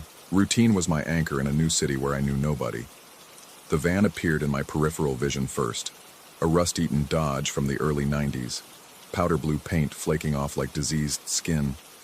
It rolled alongside me at jogging pace, maybe 15 feet away. Through my earbuds, I could hear the engine's unhealthy rattle, metal grinding against metal in ways that suggested imminent mechanical failure. I pulled out one earbud and glanced over. The driver, a thin man with a face that seemed to blur at the edges, as if I couldn't quite focus on his features, raised his hand in what might have been a wave. The gesture felt wrong, too slow, like he was moving through water. In the back, 2 women sat perfectly still, their faces pressed against the window. Not just looking at me, studying me, with an intensity that made my skin crawl. Their eyes didn't blink. I counted. 5 seconds. 10. 15. No blinking. Their mouths hung slightly open, and I swear I could see their breath fogging the glass even though the night was sweltering. The driver rolled down his window. The mechanism squealed, a sound like fingernails on metal. He said something I couldn't quite hear over my remaining earbud. I pulled it out. "What?" I kept jogging, trying to maintain normalcy. His voice came out wet, like he was speaking through a mouthful of syrup. The words seemed to reach me a half second after his lips moved, creating a disorienting disconnect between sight and sound. I said, "Why don't you come party with us, man? We got everything you need." The women in the back remained motionless, still staring. One of them, I couldn't tell which, made a sound that might have been laughter or might have been choking. The noise seemed to come from somewhere deeper in the van, not from either of their throats. "I'm good, thanks." I picked up my pace. The van matched it, engine protesting with a new symphony of mechanical agony. The driver leaned further out his window, and I caught a smell rolling off him. Not body odor exactly, but something organic and wrong, like meat left in the sun. "Come on, don't be like that. The girls really want to meet you. They've been talking about you." That stopped me cold. I'd never seen this van before, never seen these people. How could they have been talking about me? "I don't know you," I said, still moving but slower now, every muscle tense to sprint. "Sure you do." His grin revealed teeth that seemed too numerous for his mouth. "We've been watching you run. Every night, same route, very predictable." My chest tightened. I'd varied my schedule, hadn't I? Different times, sometimes skipping days. But thinking back, I realized I couldn't actually remember the last time I deviated from 10 o'clock. The car wash sign blazed neon blue 100 yards ahead. Desert Suds, open 24 hours, though I'd never seen a customer there past 9. I cut hard left across the empty parking lot, my shoes slapping against oil-stained concrete. Behind me, tires squealed. The van's headlights swung wide, painting my shadow long and distorted across the car wash bay. I ducked inside, past the automated brushes that hung like massive curtains, and crouched behind the change machine in the corner where the security camera had a blind spot. The van circled the building once, twice, then parked at the exit. Engine running. Waiting. My breathing echoed in the empty bay, too loud, surely loud enough for them to hear. The fluorescent lights hummed with an electric anxiety that matched my racing pulse. Soap residue on the concrete made rainbow patterns that seemed to shift and writhe in my peripheral vision. Then the brushes started moving, slow at first, just a whisper of motion, the massive blue and white strips beginning their mechanical dance. The spray nozzles hissed to life, shooting water at nothing. The undercarriage wash erupted in a fountain of mist. The entire apparatus ran through its complete cycle. Pre-soak, soap, rinse, wax, dry. All for a car that wasn't there. I pressed myself harder against the wall, feeling the cold metal of the change machine against my spine. Through the chaos of spray and spinning brushes, I could see something moving through the wash. Not a car, a shape, roughly car-sized but wrong, undulating like liquid, letting the brushes pass through it while somehow still triggering all the sensors. The smell hit me then, that same organic wrongness from the van driver, but stronger, mixed with industrial soap and something chemical that made my eyes water. The shape in the wash bay pulsed, expanded, contracted, as if breathing, as if enjoying the attention of the machines. When the cycle ended, the shape was gone. So was the van. I stayed crouched there for another hour, maybe 2, time losing meaning in the fluorescent purgatory of the empty car wash. When I finally emerged, my legs cramped and shaking, the night felt different. The air tasted metallic. The streetlights seemed dimmer, their sodium glow unable to fully penetrate the darkness between them. I ran home faster than I'd ever run before, taking a different route, doubling back twice to make sure nothing followed. My apartment building appeared like salvation, its mundane architecture suddenly beautiful in its normalcy. The voucher was centered perfectly on my doormat when I arrived, despite the absence of any wind that could have positioned it so precisely. Desert Suds 24-hour car wash. One free, supreme wash. No expiration date. and in blue ballpoint pen, in handwriting that looked almost like my own but not quite. Come back at dawn hours. I didn't sleep that night or the next. By the third night, exhaustion forced me under. But the dreams that came were worse than waking. Dreams of running through endless car washes, the brushes getting closer with each pass, water rising around my ankles, my knees, my chest. Dreams of the van always in my rearview mirror, no matter which way I turned. Dreams of those women in the back seat, except sometimes they had my face. I stopped running, stopped leaving the apartment after dark. But things started happening anyway. My bathroom faucet began dripping in a rhythm that sounded like footsteps. The pattern would change, sometimes running, sometimes walking, sometimes a dragging shuffle that made my skin crawl. When I called the landlord, he found nothing wrong with the pipes. My car developed a smell. That organic wrongness, faint but persistent, I had it detailed twice. The smell remained. The detailer mentioned finding an unusual residue in the undercarriage, something that didn't match any automotive fluid he knew. He asked if I'd been running over roadkill. I hadn't been driving anywhere except work and back, avoiding that stretch of road with the car wash entirely. The mailman started leaving my packages at other apartments. When confronted, he swore he'd been delivering them to my door, described conversations we'd had that I couldn't remember. He mentioned I'd been coming and going at odd hours, sometimes leaving at 3 or 4 in the morning. I showed him my phone's location history, proving I'd been home. He looked at me with something between pity and fear. My coworkers began avoiding me.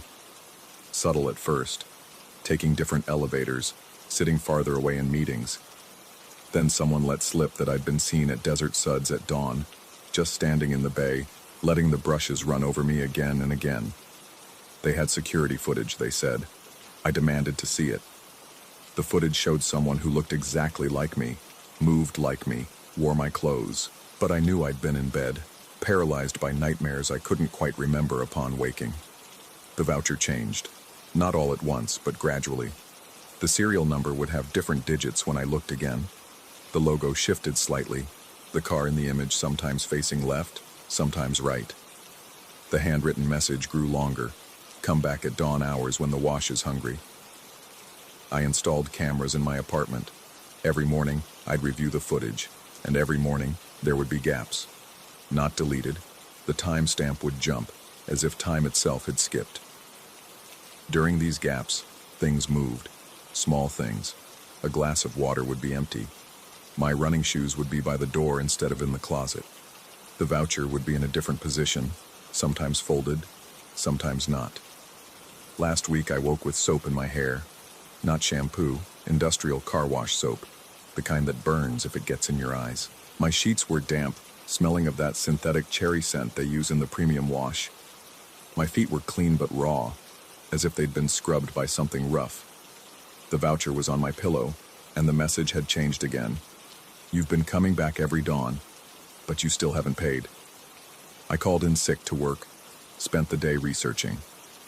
Desert Suds had been closed for 3 years according to county records, shut down after a series of incidents that weren't elaborated upon in public documents. But when I drove past that night, keeping my doors locked, not stopping, the signs blazed blue and open. The lot empty, but the lights on. The brushes moving lazily in the bay as if stretching.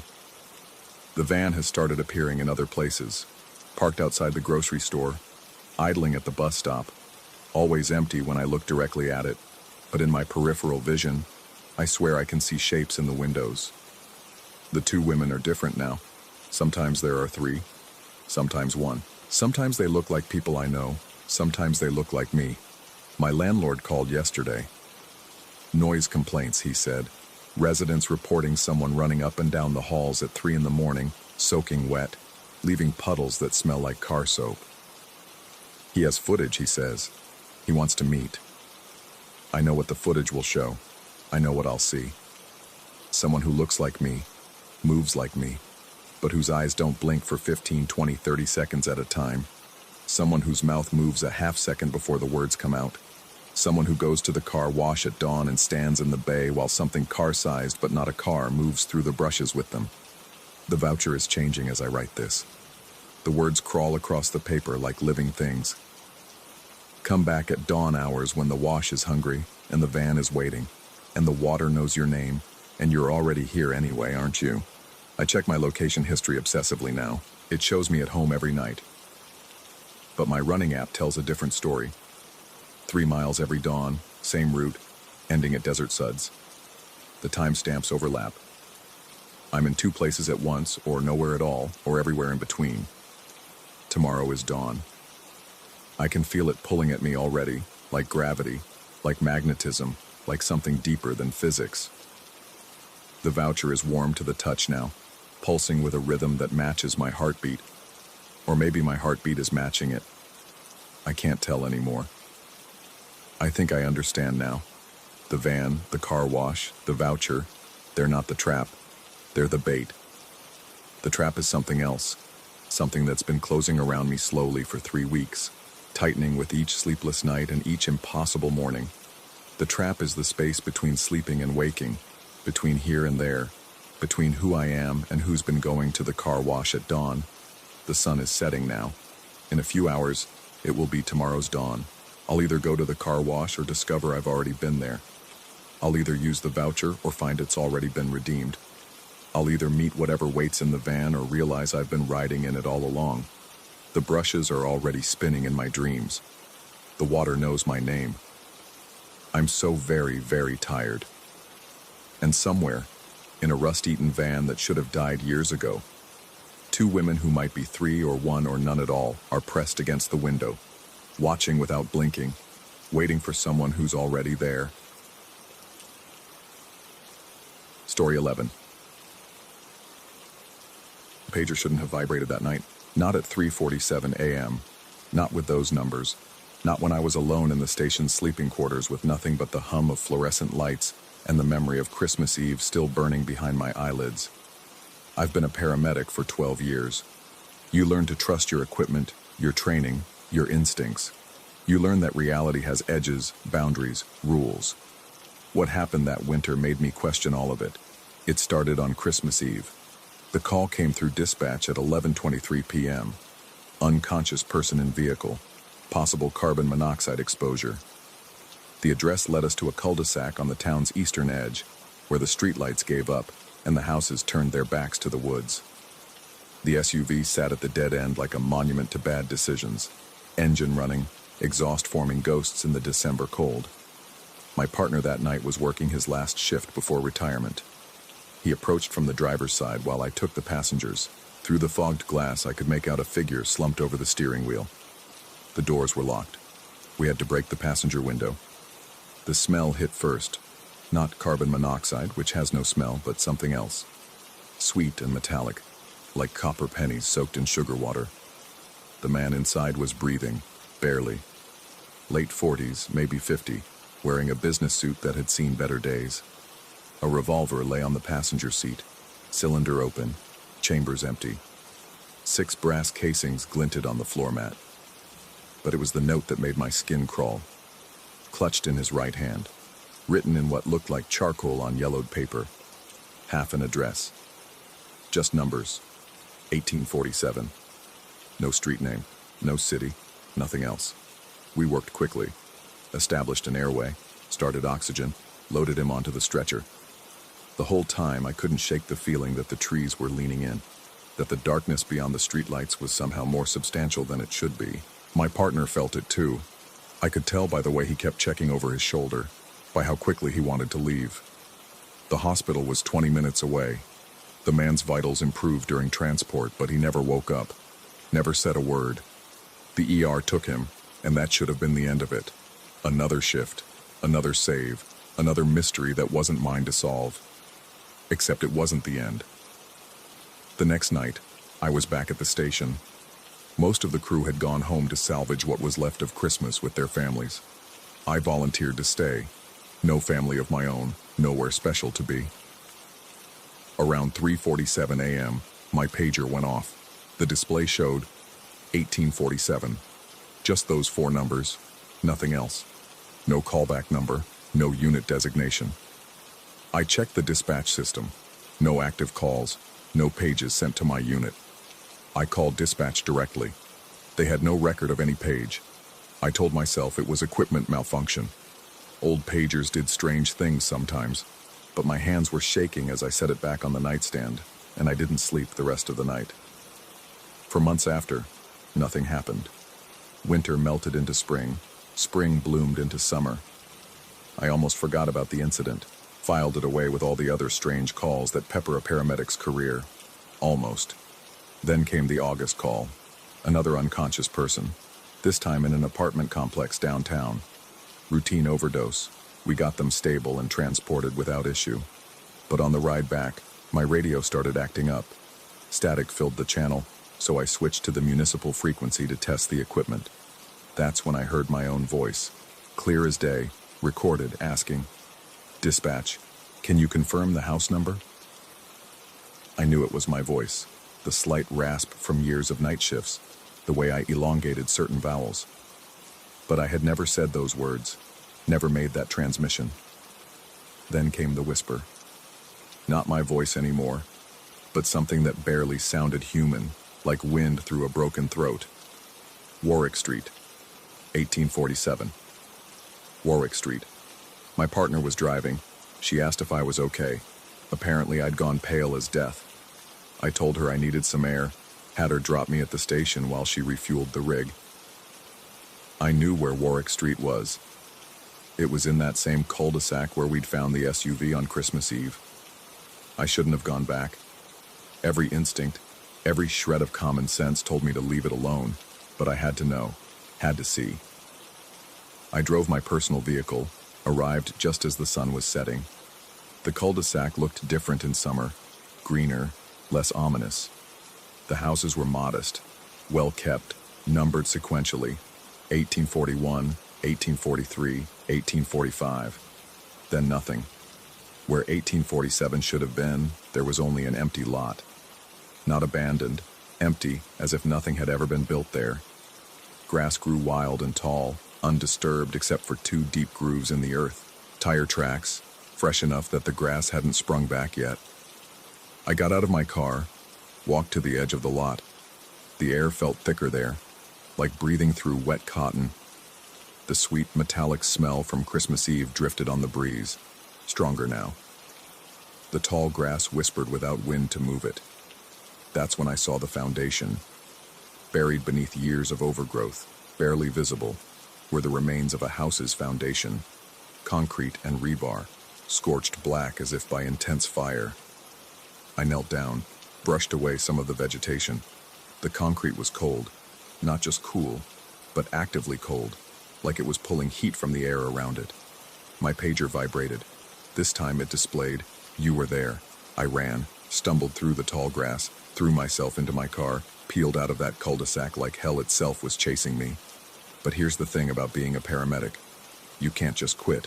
You can't just stop showing up. The job is in your blood, under your skin, wrapped around your bones. So I kept working, kept responding to calls. But things were different now.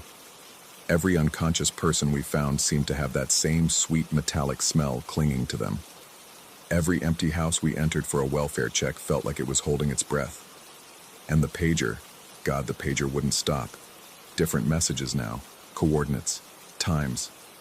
Sometimes just single words, remember, return, witness.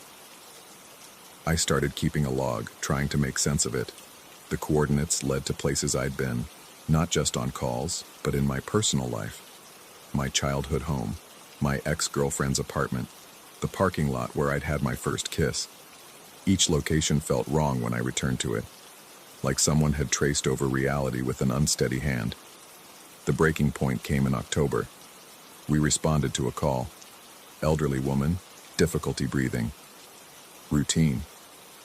But when we arrived at the address, I recognized it immediately. It was my apartment building, my floor, my unit number. The door was open. Inside, the layout was identical to my place, but everything was wrong. The furniture was from the 1950s, covered in dust. Family photos on the walls showed people I'd never seen, except one face kept appearing. A man in his late 40s, wearing a business suit. The same man from the SUV on Christmas Eve. In the last photo, He was standing in front of a house. The address was clearly visible on the mailbox. 1847 Warwick Street. The house that didn't exist anymore. And beside him, smiling, was someone else. It was me. But not me now. Me as I would look in 20 years. Older, grayer, wearing a paramedic's uniform with insignia I didn't recognize. My partner called out that she couldn't find any patient. The apartment was empty except for us. But I could hear breathing, slow, labored, coming from everywhere and nowhere. That sweet metallic smell was overwhelming now. We left without finding anyone. Dispatch had no record of the call. That night, I did something I'd never done before. I went back to the hospital and looked up the Christmas Eve patient. He'd been discharged after 3 days. Diagnosis, exposure and exhaustion. The address on file was 1847 Warwick Street, the address that didn't exist. I drove back to the cul-de-sac one more time. It was past midnight, the neighborhood asleep. The empty lot was still there, but now I could see more. Shadows that moved without sources, lights in windows that weren't there. And in the center of the lot, barely visible in the darkness, an SUV with its engine running. I approached slowly. The windows were fogged, but I could make out a figure in the driver's seat. I reached for the door handle, then stopped. The figure was wearing a paramedic's uniform. My uniform. My badge number. The pager on my belt vibrated one last time. Complete the circuit. I understood then. The man in the SUV on Christmas Eve, he wasn't trying to hurt himself. He'd fired 6 shots at something, emptied his revolver at whatever was in that house that didn't exist anymore. And now somehow the timeline was folding in on itself, past and future colliding, creating these moments of intersection. I was him. Or I would be. Or I had been. Time doesn't work right in that cul-de-sac, doesn't follow the rules we trust. I backed away from the SUV, got in my car, drove home. But I know I'll go back. The pager tells me so. The coordinates it sends are getting more specific, the messages more urgent. Last night it displayed a date, December 24th. Christmas Eve is coming again. I've tried to change things, requested different shifts, different partners, but the schedule always shifts back. I'll be working that night. We'll respond to that call. We'll find myself in that SUV, or I already have, or I am right now, somewhere else, someone else. The empty lot on Warwick Street isn't empty. It's full of all the moments that were, that will be, that are happening simultaneously. The house is there and not there, burned and standing, future and past. And I'm caught in between, a paramedic responding to my own call for help, arriving both too late and too early, saving and failing to save myself in an endless loop that Christmas Eve created. My pager just vibrated again. New message. It's time. But I checked the date, and it's still October. Christmas Eve is still 2 months away. Or is it? The thing about time I'm learning is that it's just another vital sign. And mine's been irregular since that night, that morning, that moment that keeps happening. The sweet metallic smell is in my apartment now. The air is thick. And somewhere, in a cul-de-sac that exists and doesn't exist, an SUV is running, waiting for its driver, waiting for me. The revolver on my nightstand has 6 bullets. I don't remember buying it, but the receipt is in my wallet, dated tomorrow, or yesterday. The temporal distortion is getting worse. I know what happens next. I've already lived it, will live it, am living it now. The drive to Warwick Street. The house that isn't there suddenly is. The thing inside that shouldn't exist. The 6 shots that won't be enough. The note I'll write with charcoal from the burned foundation. Half an address, all I can manage before I become the call. Before I close the circuit. Before Christmas Eve repeats, and a younger version of myself breaks the passenger window to find me slumped over the wheel, holding half an address to a house that doesn't exist. The pager vibrates one final time. Welcome home. Outside my window, snow is falling. But it's October, it's April, it's Christmas Eve. It's always Christmas Eve on Warwick Street.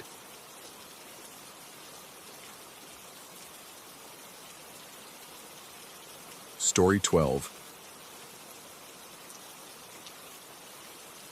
The Chains started their song 3 days ago, though I only understood what they meant when I found myself standing at the loading dock of the Suncrest Citrus Company, my hands already working the rusted latch before my mind caught up with my body. Central Florida has a way of hiding its dead industries behind curtains of kudzu and Spanish moss. But this packing plant wore its abandonment like a badge. Windows clouded with decades of grime, concrete walls stained with rust trails that looked like dried blood in the afternoon heat. I'd driven past it 100 times on State Road 50, always meaning to stop, always finding reasons not to. Today, the reasons ran out. The loading dock door gave way with a groan that seemed to echo from somewhere deeper than just rusted hinges. Inside, the air hung thick with the ghost of citrus. Not fresh, but fermented. Sweet sick like fruit left too long in the sun. Dust motes danced in shafts of light that shouldn't have been there. The roof was supposed to be intact, yet somehow daylight filtered through in patterns that made no architectural sense. The freight elevator squatted in the corner like a steel mouth, its gate half open, chains slack and pooling on the floor like entrails. The control panel was a museum piece, brass buttons green with verdigris, numbers barely visible beneath decades of grime. From somewhere in the shaft above, chains creaked in a rhythm that felt deliberate, measured, not wind, not settling, something with purpose. I pressed 2 without thinking, the button giving way with surprising ease, as if it had been waiting. The overhead light flickered once, twice, then darkness swallowed everything. The sensation wasn't like fainting. Fainting has a quality of dissolution, of coming apart at the edges. This was more like being folded into something else, pressed through a space too small for a human body, then reassembled on the other side. When consciousness returned, I was sitting on the elevator floor, my head pounding with a rhythm that matched the chains above. Slow, methodical pulses that seemed to count something I couldn't name.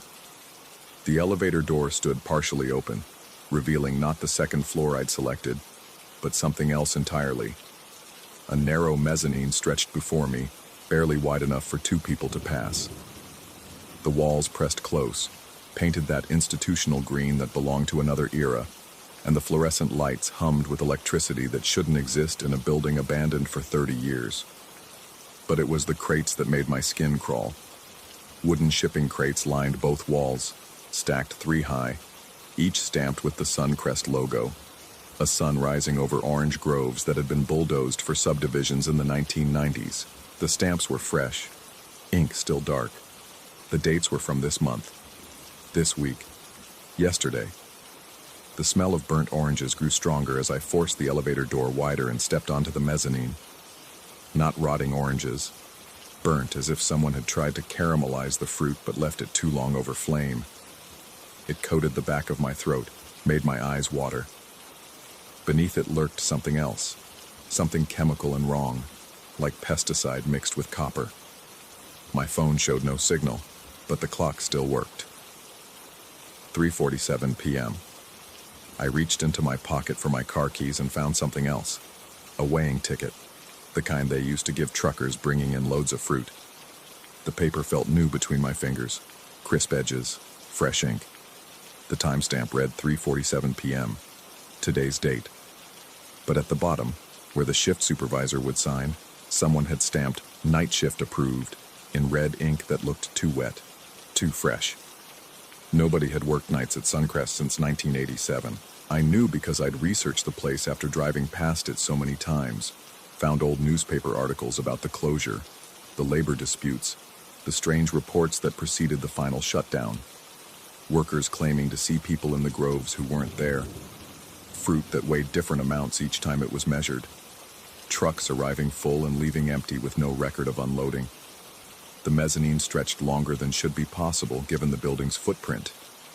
I'd studied the structure from outside, maybe 200 feet long at most, but I'd been walking for what felt like 5 minutes, passing identical crates, identical sections of green wall, identical fluorescent fixtures that buzzed like angry wasps. The burnt orange smell grew stronger, mixing with something else now. Iron, maybe, or rust, or blood. A sound behind me made me turn. The elevator was gone. Not just closed, gone. Smooth green wall where the opening had been, as if it had never existed at all. My hand found the weighing ticket again, compulsively checking it was still there, still real. The timestamp had changed. 4:15 p.m. As I watched, the numbers shifted. 4:16. The crates were changing too. What had been fresh stamps were aging before my eyes, ink fading, wood darkening with moisture and rot. But underneath the decay, I could hear something moving inside them. Not quite scratching. More like shifting weight, like fruit rolling against wood. Except fruit doesn't breathe, doesn't whisper, doesn't know your name. I ran. The mezzanine had to end somewhere, had to lead somewhere. My footsteps echoed wrong, too many of them, as if I wasn't alone, as if something matched my pace just out of sync enough to create that doubled sound. The lights began to flicker, not all at once but in sequence, a wave of darkness chasing me down the corridor. Then I saw it. A door marked processing. The sign looked new, white letters on red background, the kind of OSHA-compliant signage that didn't exist when this plant was operational. Through the small window, I could see machinery, conveyor belts, sorting tables, all of it running, all of it processing fruit that glowed faintly in the fluorescent light, oranges that seemed to pulse with their own inner illumination. The door opened before I could touch it. Inside, the machinery ran with impossible silence. Conveyor belts moved, sorting arms swung, packing machines sealed boxes, but all of it happened without sound, like watching a film with the audio removed. The oranges moved through the system, but they were wrong. Too perfect, too uniform, their skins seeming to ripple with patterns that hurt to focus on directly. At the far end of the room stood a figure in a Suncrest uniform, back to me, operating a control panel that shouldn't exist. The uniform was period correct, 1950s style when the plant was at its peak, but the body wearing it was wrong. Too tall, joints that bent in too many places. When it turned its head, just its head, the body remaining perfectly still, I saw it had no face, just smooth skin where features should be, like an orange with its dimpled texture stretched over a skull. It raised one hand and pointed to a scale near the wall. An old Toledo scale, the kind with the sliding weights, the kind that needed manual calibration. On its platform sat a single orange, glowing with that same sick light. Above it, a sign, "Weigh in for night shift." The ticket in my pocket grew hot, burning through the fabric. I pulled it out to find the red stamp spreading like blood through water, consuming the paper, reaching for my fingers. I dropped it, but it hung in the air, unfolding into something larger, something that showed not just today's date but every date, all dates, a calendar that stretched backward and forward until time itself became meaningless. The faceless figure moved without walking, simply existing closer to me between one blink and the next.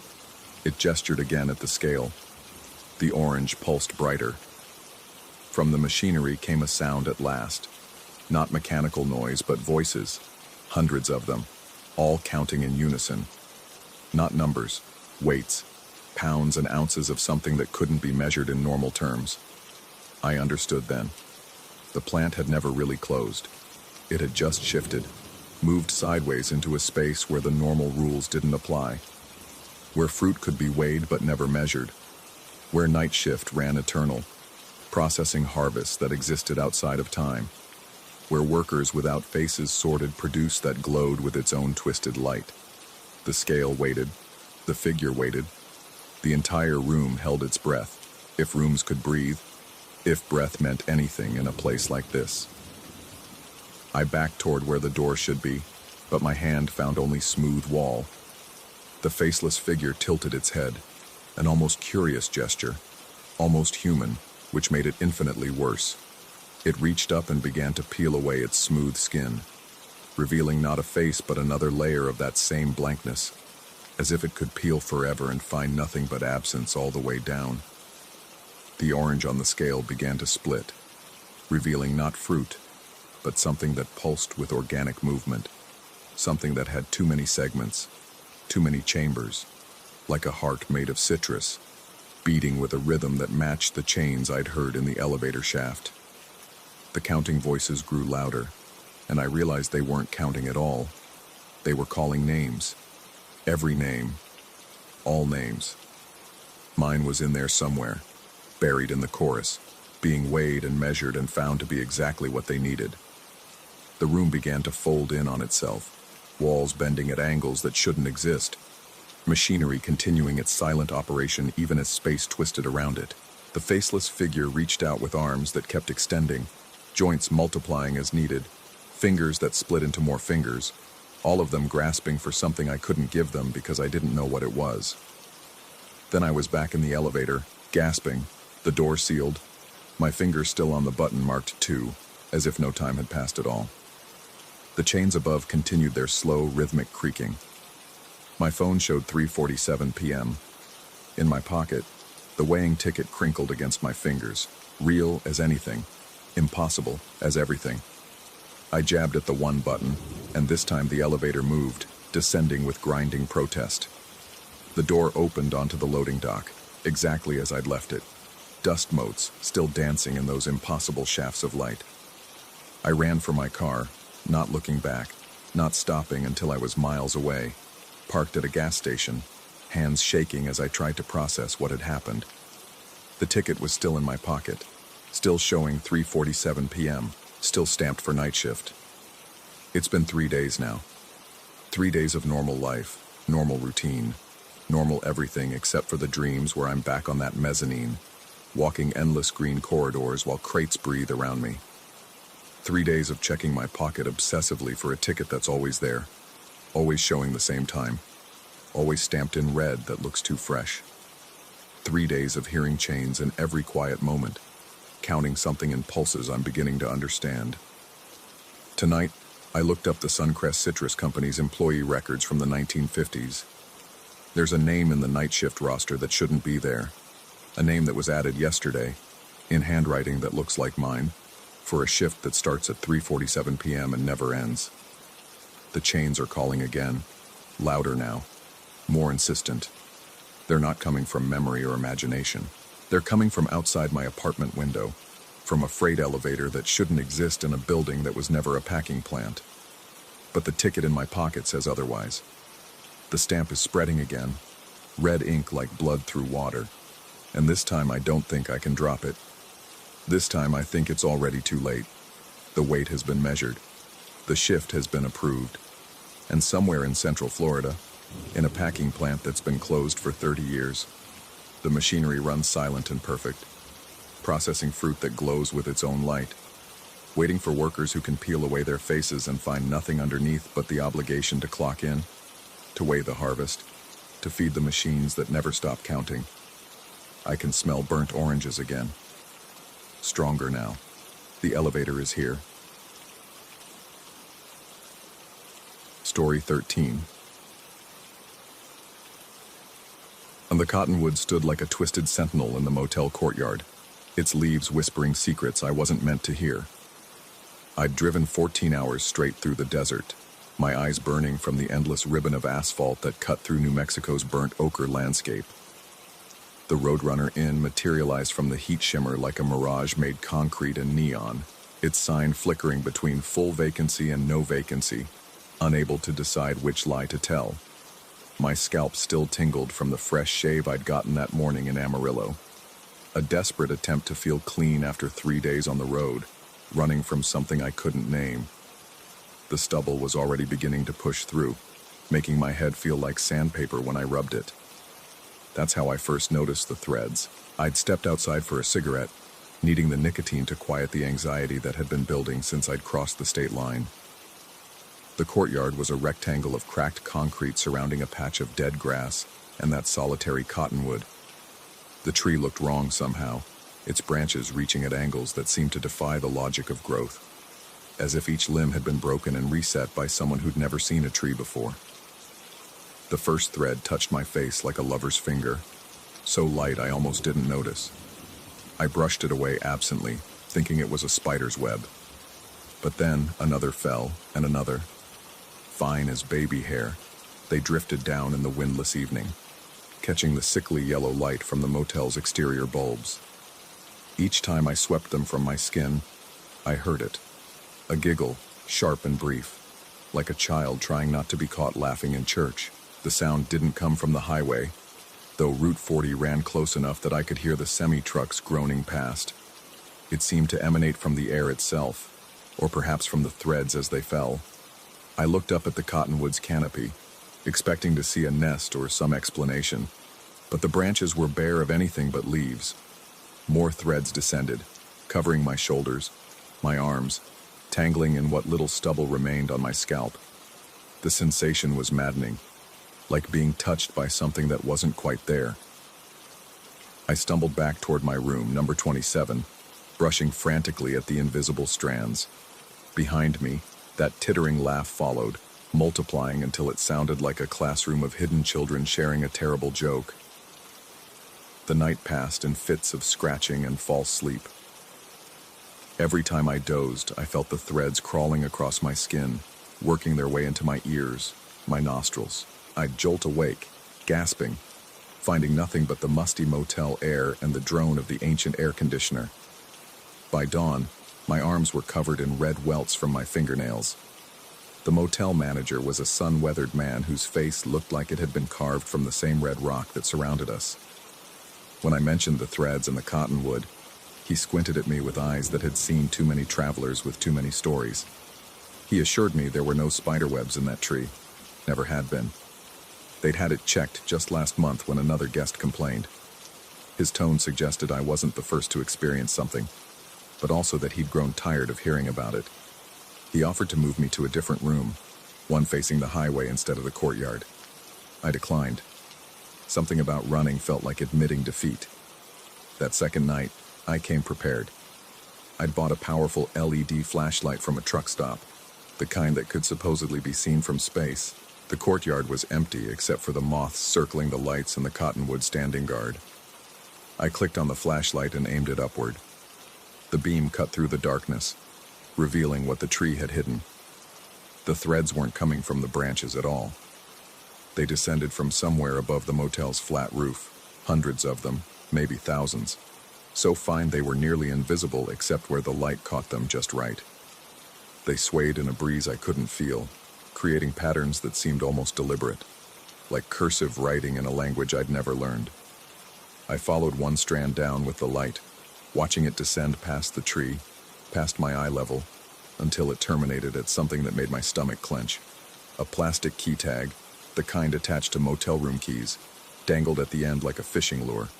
The number on it was worn but readable. 15. Another thread nearby ended in a similar tag. 31. Then 8. Then 42. Dozens of them, all at different heights, all swaying with that imperceptible breeze. Some of the tags looked new, their red plastic still shiny. Others were sun-bleached and cracked, as if they'd been hanging there for years. The giggling started again, but this time I could tell it was coming from above, from wherever the threads originated. I swung the flashlight up, trying to penetrate the darkness beyond the roof, but the beam dissipated into nothing. The sound grew louder, not quite laughter anymore, but something hungrier, eager. A thread brushed my cheek, and I felt a sharp sting. When I touched the spot, my finger came away with a small drop of blood.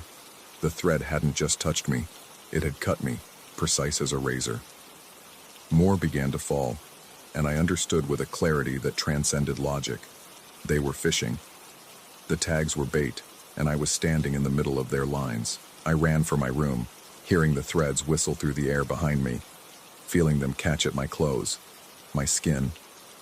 Inside, I slammed the door and drew the curtains, but I could still hear them outside, tapping against the window like fingernails. The giggling had become a chorus, harmonizing in frequencies that made my teeth ache. In the bathroom mirror, I saw my face was covered in hair-thin cuts, each one perfectly straight, as if drawn with a ruler and a scalpel. They formed a pattern I couldn't quite parse, something that looked almost like words if I squinted, but the meaning slipped away each time I tried to focus. I packed in the dark, throwing everything into my bag without folding, without care. The key to room 27 sat on the nightstand, its plastic tag bearing my room number in faded white text. I stared at it for a long moment, remembering all those tags hanging from the threads outside. How many guests had left their keys behind? How many had been caught? The manager's office was closed, but there was a night drop slot for keys. I shoved mine through, hearing it clatter into the box below. As I walked to my car, I kept the flashlight beam focused on the ground, refusing to look up, refusing to see what might be descending toward me. The parking lot was nearly empty, just my sedan and a few scattered trucks, belonging to long-haul drivers who'd stopped for the night. I threw my bag in the back and climbed behind the wheel, my hands shaking as I fumbled with the keys. The engine turned over on the third try, and I peeled out of the lot, gravel spinning beneath my tires. It wasn't until I was 5 miles down the highway that I allowed myself to look in the rearview mirror. The motel had already vanished into the pre-dawn darkness, swallowed by the desert. But something was moving in the mirror, swaying with the motion of the car. A plastic key tag dangled from my rearview mirror on a thread so fine it was nearly invisible. The number on it was 27. My room number, the one I'd just dropped in the night slot. I reached up to tear it down, but stopped. The thread led upward, through my roof, extending into the dark sky above. If I pulled it, what would I drag down into the car with me? What was on the other end, reeling in its line? The tag spun slowly and I saw there was something written on the back, scratched into the plastic with something sharp. I adjusted the mirror to read it, though every instinct screamed at me to keep my eyes on the road. "You're still checked in." The giggling returned, not from outside but from inside the car, from the thread itself, vibrating with a laughter that seemed to come from very far away and very close at the same time. I could feel more threads falling now, inside the vehicle, brushing against the back of my neck, tangling in the stubble that had grown since yesterday's shave. I drove faster, pushing the speedometer past 90, past 100, but the threads kept coming. In the mirror, I could see them accumulating on the back seat, forming shapes that might have been letters, might have been faces, might have been nothing at all.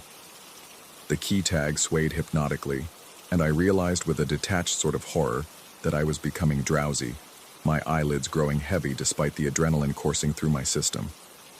The highway stretched endlessly ahead, and I wondered if I'd ever really left the motel at all, or if I was still there, tangled in those threads, being reeled up into whatever waited above the roof. The distinction seemed less important with each passing mile. Reality had become negotiable, a matter of perspective rather than fact. The sun rose eventually, painting the desert in shades of pink and gold. But the thread remained, the key tag still spinning its lazy circles. I'd driven 300 miles according to the odometer, but the landscape looked exactly the same as it had outside the Roadrunner Inn.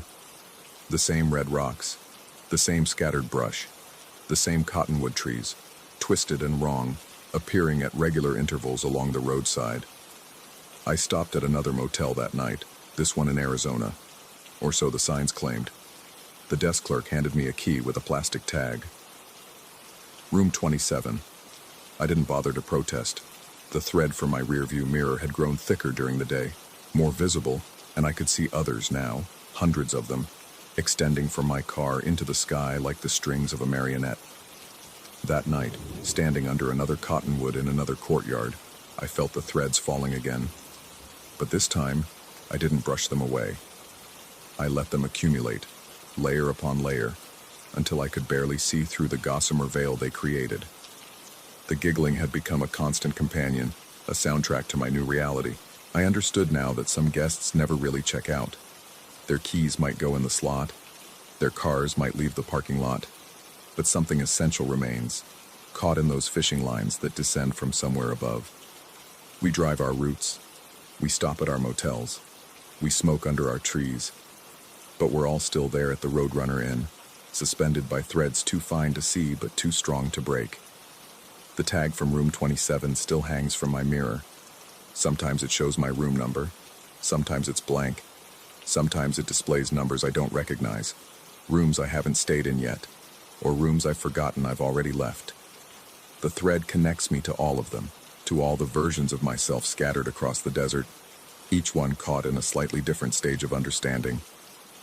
I've stopped trying to cut the thread. I've stopped wondering what's on the other end. Some mysteries aren't meant to be solved, only experienced. One fiber at a time, one room at a time, one night at a time. The road continues, and I continue on it. My rearview mirror forever showing me where I've been and where I still am. The key tag spinning its eternal message.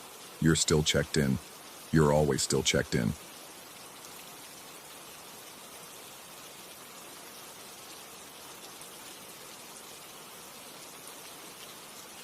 Story 14.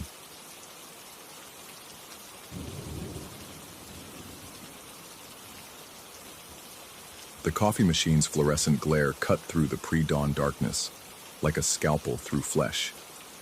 My hands trembled slightly as I fumbled with the paper cup. Whether from exhaustion or the 3 energy drinks I'd consumed since Atlanta, I couldn't tell.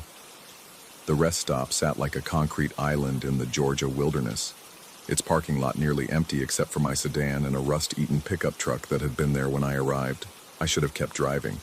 The automatic doors had wheezed shut behind me with a pneumatic sigh, sealing me inside this fluorescent purgatory of vending machines and institutional tile. The place reeked of industrial disinfectant barely masking something else, something organic and wrong, like meat left too long in summer heat.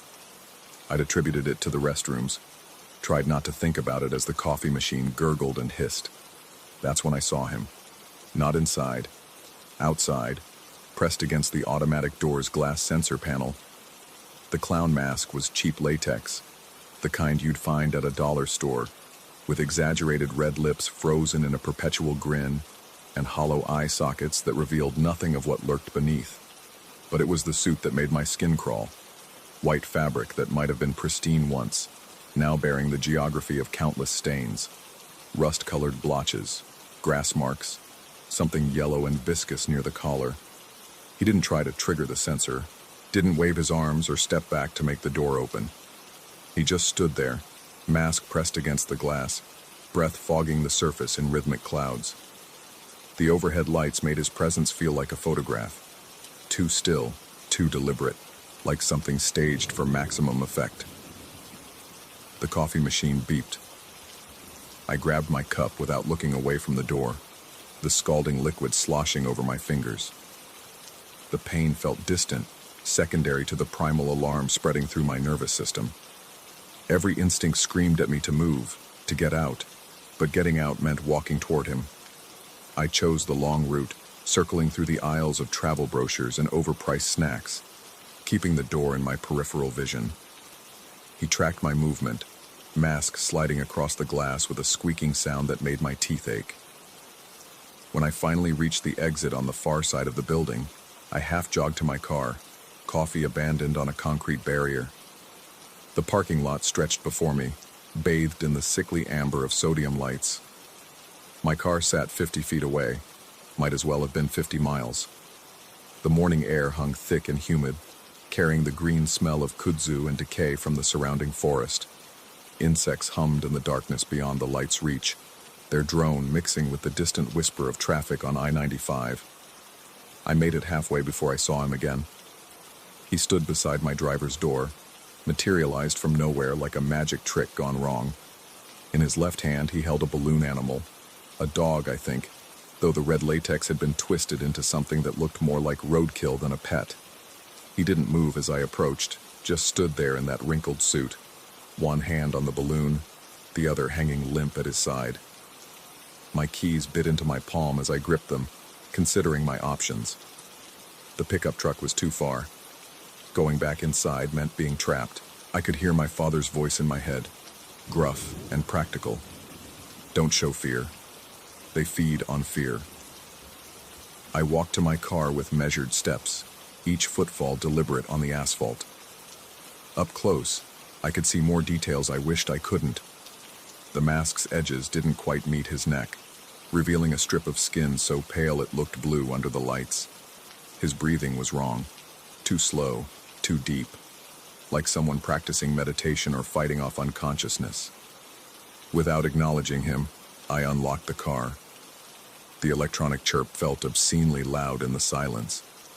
That's when he moved, raising the balloon dog and tapping it against my window. 3 times. Deliberate, methodical. The latex squeaked against the glass, leaving cloudy smears in its wake. Tap, tap, tap. I got in, locked the doors, started the engine. He stepped back just enough to let me reverse, never breaking that hollow-eyed stare. In my rearview mirror, I watched him stand in the empty parking space, balloon dog held high like a torch, until the darkness swallowed him whole. The interstate welcomed me back with the white noise of tires on asphalt. I cranked the air conditioning despite the morning chill, trying to clear the rest stop's stench from my nostrils. The radio offered nothing but static and distant gospel, so I drove in silence, watching the mile markers count up toward South Carolina. 20 miles later, an electronic highway sign blazed its warning in amber dots. Active search in area. Use caution. My hands tightened on the wheel. Police? Manhunt? The message offered no context, just that vague bureaucratic anxiety that could mean anything from an escaped prisoner to a missing hiker. The sun crept above the tree line, painting the interstate in shades of rust and gold. Traffic began to thicken. Commuters heading to Savannah, long-haul truckers pushing through their last hours of legally allowed drive time. Normal. Safe. The rest stop felt like a fever dream, something my exhausted mind had embellished beyond recognition. Then I saw the balloon. Red latex caught in a pine tree's skeletal fingers, 30 feet from the road. It bobbed in the morning breeze, too bright against the green, impossible to miss. My foot eased off the accelerator involuntarily. Could be coincidence. Had to be. Red balloons were common. Every child's birthday party, every car dealership promotion, another one. This time tied to a mile marker post. Then another wrapped around an exit sign. And another. A trail of red breadcrumbs leading north. Each one perfectly visible from the interstate. Each one impossible to be accidental. My speedometer crept toward 80, then 90. The engine whined in protest, but I couldn't make myself slow down. In the growing daylight, I finally noticed what he'd left on my window. 3 perfect circles where the balloon had touched, cloudy and opaque like cataracts on glass. I tried the windshield washer fluid at the next exit, pulled into a gas station and scrubbed with paper towels and window cleaner. The marks wouldn't budge. They weren't on the surface, but somehow in it. Like the glass itself had been changed at a molecular level. The attendant, a woman with kind eyes and a smoker's rasp, asked if I'd tried acetone. When I explained they'd appeared overnight, she stepped back, crossing herself. "You stop anywhere unusual?" Her voice dropped to barely above a whisper. I mentioned the rest stop. Her face went pale beneath her tan. She told me about the others. Travelers who'd stopped at that same rest area, always in the early morning hours, always alone. They'd report strange encounters, sometimes a clown, sometimes just a figure in white, always with balloons. The lucky ones drove away with nothing but stories. The unlucky ones. She gestured to my window. They get marked. I wanted to laugh, to dismiss it as rural superstition. But the marks stared back at me like dead eyes. She sold me a bottle of acetone, refused my money, told me to try it when I got somewhere safe, somewhere far from Georgia. The balloons followed me through South Carolina. Not constantly, but often enough to make my heart race each time a flash of red appeared in my peripheral vision. They showed up in impossible places, tied to overpasses too high to reach without equipment, floating in perfect formation above rest areas I didn't dare stop at, arranged in patterns that looked almost like letters when viewed from the right angle. I drove straight through to North Carolina, stopping only for gas and paying at the pump. The acetone did nothing to the marks. Neither did steel wool, razor blades, or the industrial-strength solvent a desperate hardware store employee suggested. The circles remained, and as the sun moved across the sky, I realized they were changing, growing more opaque during daylight, nearly transparent at night, like they were breathing with the rhythm of the day. The electronic signs kept appearing too. Different messages now. Vehicle matching description spotted. Remain vigilant. Report suspicious activity. I checked my phone at a red light, searching for news of whatever manhunt was underway. Nothing. The local news sites mentioned no searches, no warnings, no reason for the signs. That night, I stopped at a motel outside Raleigh, paid cash, parked where my car couldn't be seen from the road. The room smelled of cigarettes and resignation, but it had a deadbolt and a chain. I wedged a chair under the doorknob for good measure, then sat on the bed, staring at my reflection in the dark television screen. The marks were visible even in the dim light. 3 perfect circles that seemed to pulse with their own rhythm. I touched one gently, expecting to feel a difference in texture. The glass was smooth, normal, but my finger came away with a slight tackiness, like touching something coated in sugar water. I didn't sleep. Couldn't. Every sound in the motel became footsteps, every shadow under the door, a presence waiting to enter. Around 3 a.m., I heard it, a soft squeaking sound, rhythmic and deliberate, latex on glass.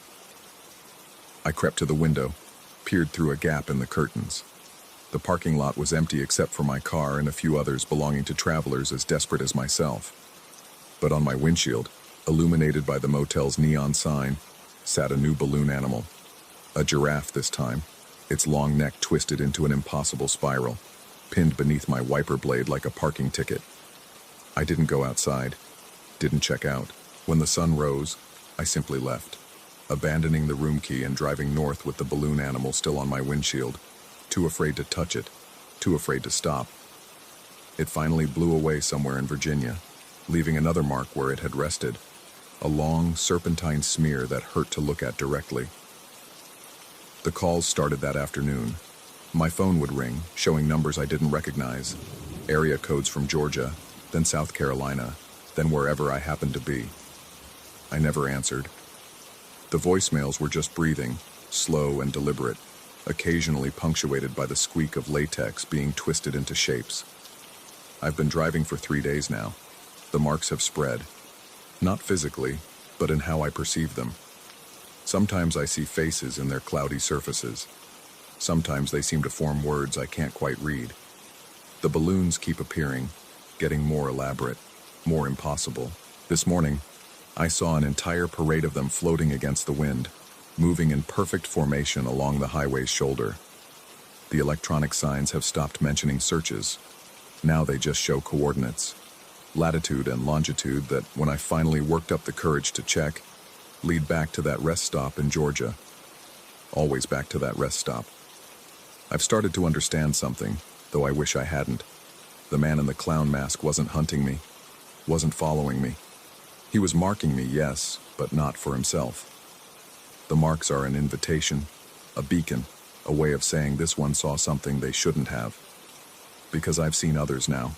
Cars with the same cloudy marks on their windows, drivers with the same hollow-eyed exhaustion, all of us moving along the interstate system like blood cells in America's circulatory system, carrying something we don't understand to destinations we'll never reach. Last night at a truck stop in Pennsylvania, I met another marked one, an older man, professional, the kind who'd normally never acknowledge a stranger. But he saw my windows, I saw his, and we shared a moment of terrible understanding. He'd been marked for 2 years. 2 years of driving, of balloons, of signs that made no sense. He showed me his logbook, pages and pages of dates, locations, patterns he'd tried to discern. He asked me if I'd figured it out yet, what we're supposed to do, where we're supposed to go. I told him about the coordinates, how they all led back to Georgia. He laughed, bitter and broken, said he'd been back 3 times. The rest stop was just a rest stop during the day. Normal, mundane. Even at night, usually empty. Except for 13 nights a year, seemingly random, when the marked ones feel a pull they can't resist. When they drive through the night to arrive at that rest stop just before dawn. When they park and wait, watching the automatic doors, waiting for something they can't name. He'd resisted twice. The third time, he couldn't help himself. He went inside. The rest stop was full of people, he said. All marked, all waiting. And in the center, twisting balloons with impossible speed and precision, was not the clown but something wearing the idea of a clown, using it like a costume that didn't quite fit reality. It handed out balloon animals to everyone, specific shapes for specific people, and when they took them, he stopped talking then, stared at his coffee with eyes that had seen too much. When I pressed him, he just shook his head, paid his bill, left. I watched him drive away, noticed his back window had new marks, dozens of overlapping circles forming a pattern that made my eyes water. I'm writing this from a motel in Ohio. It's 2 a.m., and I can hear squeaking outside my door. Not latex this time, wheels. A cleaning cart maybe, or something pretending to be a cleaning cart. The marks on my window have started to move when I'm not looking directly at them, repositioning themselves into configurations that suggest meaning without providing it. Tomorrow, I'll keep driving. North, maybe, or west. Direction doesn't matter anymore. The interstate system is a closed loop, every exit leading eventually back to every other exit. The marked ones understand this. We're not running from something. We're circulating through something, part of a pattern too large to see from our position within it. But I know what I won't do. I won't go back to Georgia. I won't answer the pull when it comes, and it will come. The man who marked me, who wasn't really a man, he's patient. The kind of patient that comes from existing outside our understanding of time. The balloons will keep appearing, the signs will keep pointing the way, and eventually, every marked one returns. The squeaking has stopped. There's a shadow under my door that wasn't there before, wrong-shaped and too still. It's holding something, I think. Something round, something red. I should probably run. Pack my things, get to my car, drive until the sun comes up. But I'm tired. So tired. And the marks on my window are glowing now, faintly, spelling out something that might be words or might be madness. They say, "You're almost ready." Ready for what, I don't know. Don't want to know. But I can feel it building. The pull southward, the gravity of that rest stop in Georgia. The promise of answers to questions I never wanted to ask. The shadow under my door is moving now, sliding, like something being pushed through the gap. It's a balloon animal, a dog, like the first one, but this one is breathing. Story 15. The sodium lights cast everything in that sick amber glow that makes you forget what real colors look like. I'd been cycling this route under the Port Newark overpass for 3 years, always after the 11 p.m. shift, and I'd memorized every pothole, every shadow cast by the container stacks. That's how I knew something was wrong when the white van first appeared. It crawled alongside me like a predator testing its prey, matching my pedaling speed perfectly. No company logos, no plates I could make out in the dark. The side door hung open just enough to show darkness inside, sliding on its track with each bump in the road. The driver's voice came soft through the gap between windshield and door frame, asking if I needed a ride to the gate. I couldn't see his face, just the outline of shoulders hunched over the wheel. The door slid wider. Inside, where passenger seats should have been, I glimpsed what looked like a mechanic's creeper, one of those wheeled platforms you slide under cars with, secured by ratchet straps. Nothing else. No tools, no equipment that would justify a maintenance van being out here at this hour. Just that creeper, waiting. I stood on the pedals and pumped harder, following the designated bike lane between the warehouses. The van's engine faded behind me. But at every cross street between the storage lots, I'd catch it again in my peripheral vision, headlights off, coasting through the intersections like it knew exactly where I'd emerge. The 24-hour self-storage facility had become my halfway sanctuary over the years. I kept tools there, spare parts for the bike, things I didn't want to haul home to my apartment. The fluorescent overheads buzzed as I punched in my PIN, and the gate rolled open with its familiar grinding complaint. I wheeled inside quickly, hearing the van's engine growl somewhere beyond the fence.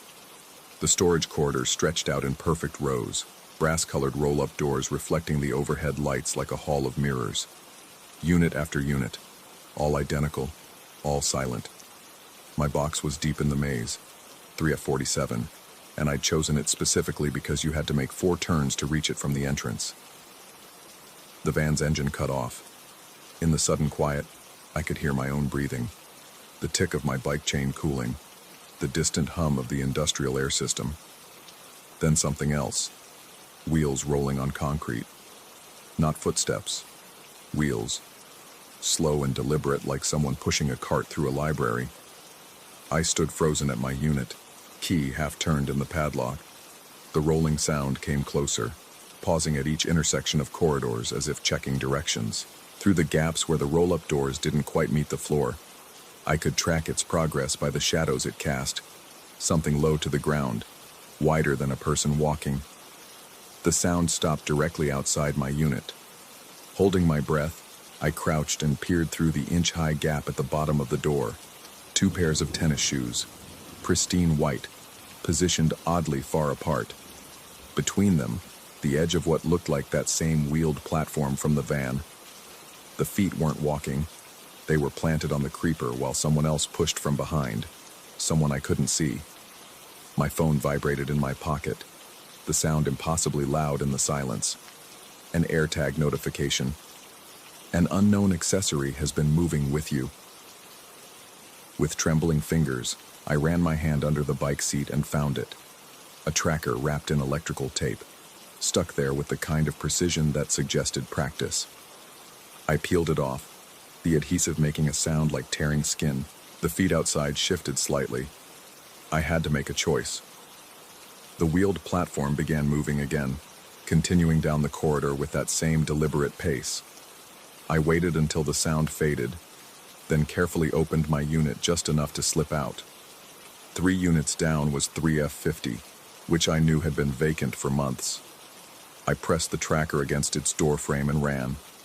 The next few days I changed my route, took different streets, left at different times. But the feeling of being watched never left. Every white vehicle made my hands tighten on the handlebars. Every shadow in my peripheral vision could have been that van, waiting. Thursday evening, stepping out of the gym near my apartment, I saw it parked across the street. Same van, or identical to it. The side door was closed this time, but through the windshield, I could make out the silhouette of that creeper, standing upright against the back wall like a stretcher.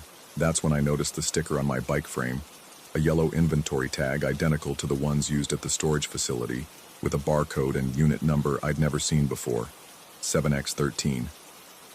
My facility only went up to level 5. There was no level 7, but I had to check. Had to know. That night, I returned to the storage facility. The security guard barely looked up from his phone as I badged in. I pulled up the facility app, typed in 7X13. The screen flickered, then displayed. Unit not found in current map configuration. Current map configuration. As if there were other configurations, other maps. I started exploring sections of the facility I'd never visited. Past level 5, the numbering system broke down. Units had designations that didn't follow any pattern. 9B, 401, 2Z7, M4 null. The lighting was different here too. Older fluorescents that hummed at a frequency that made my teeth ache. Then I found it. Not 7X13, but something else. A unit with its door partially raised, just 6 inches off the ground. Beneath it, tire marks from a creeper, fresh scratches on the concrete where someone had been sliding in and out. The padlock hung open. Inside, the walls were covered with surveillance photos. Hundreds of them, all taken from low angles as if the photographer had been lying on the ground, or on a wheeled platform. Cyclists, all of them. Different faces, different bikes, but all captured on the same routes around the port. All wearing the same confused, frightened expression I'd probably worn that first night. Each photo had an inventory sticker. Each sticker had a unit number. I found myself in the collection. Multiple shots from different nights, some I remembered, some I didn't. My sticker read 7X13, just like on my bike. But there was another detail that made my stomach turn to ice water. In the corner of each photo, just visible, was a date stamp. My photos were dated 3 weeks into the future. The rolling sound started again, distant but approaching. Multiple sources this time, converging from different corridors. I ran, abandoning my bike. sprinting through the maze of units. Behind me, the rolling grew louder, accompanied now by something else. A sound like breathing, but wrong, like air being forced through tubes. I made it to the exit, burst through the security office. The guard looked up, startled, but his eyes focused on something behind me. His expression didn't change to concern or alarm. He simply nodded, as if confirming something, and returned to his phone. Outside, 3 white vans idled in the parking lot, side doors open, creepers visible inside each one. I walked home. It took 2 hours. Every few blocks, I'd hear wheels rolling on sidewalk behind me, maintaining the same distance no matter how fast or slow I walked. When I finally reached my apartment, I found another inventory sticker on my door. The unit number was different this time, sub 1A. I looked it up on the app. This time it showed a location, not in the storage facility but beneath it, a basement level that shouldn't exist, that wasn't on any architectural plans I could find online. The unit was marked as occupied, in transit. That was a week ago. The vans don't follow me anymore. They don't need to. Every morning I find new inventory stickers on my coffee mug, my bathroom mirror, my work locker. Each one shows a different unit number, and when I check them on the app, they're all marked the same way. Occupied, in transit. Last night, I felt it for the first time. Lying in bed, that sensation of wheels beneath me, rolling slowly through dark corridors. The ceiling of my bedroom seemed lower, the walls closer, like the inside of a storage unit. When I turned on the lights, everything snapped back to normal. But the feeling persists, that I'm not in my apartment anymore, that I'm in transit, stored somewhere between waking and sleeping, between one map configuration and another. This morning I found a new sticker on my skin, right on my forehead, when I looked in the mirror. The unit number keeps changing every time I look away and back. Sub 1A, then 7X13, then sequences of numbers that hurt to read, that seem to extend beyond the edges of the sticker itself. I've stopped checking the app. I know what it will say. The worst part isn't the vans, or the creepers, or even the photos dated in the future. It's the growing certainty that I've been in storage all along, that what I thought was my life is just the dream of something lying on a wheeled platform, being moved through endless corridors by hands I'll never see, to a destination marked only by an inventory sticker that no map will ever show. Sometimes late at night, I can hear other stored things nearby. They sound like people, but their voices come from too low to the ground, and when they move, it's always on wheels. We're all in transit, all occupied, all waiting to arrive at units that exist outside of current map configurations. I still go to work, still ride my bike. But now I know these are just the movements allowed within my storage space, the small freedoms granted to items in long-term inventory. The white vans are gone because they've completed their delivery. I am the delivery. And somewhere, in a unit that doesn't exist on any map you could access, someone is checking my inventory sticker, confirming I'm exactly where I'm supposed to be, stored, cataloged, and rolling through the dark on wheels that never stop turning.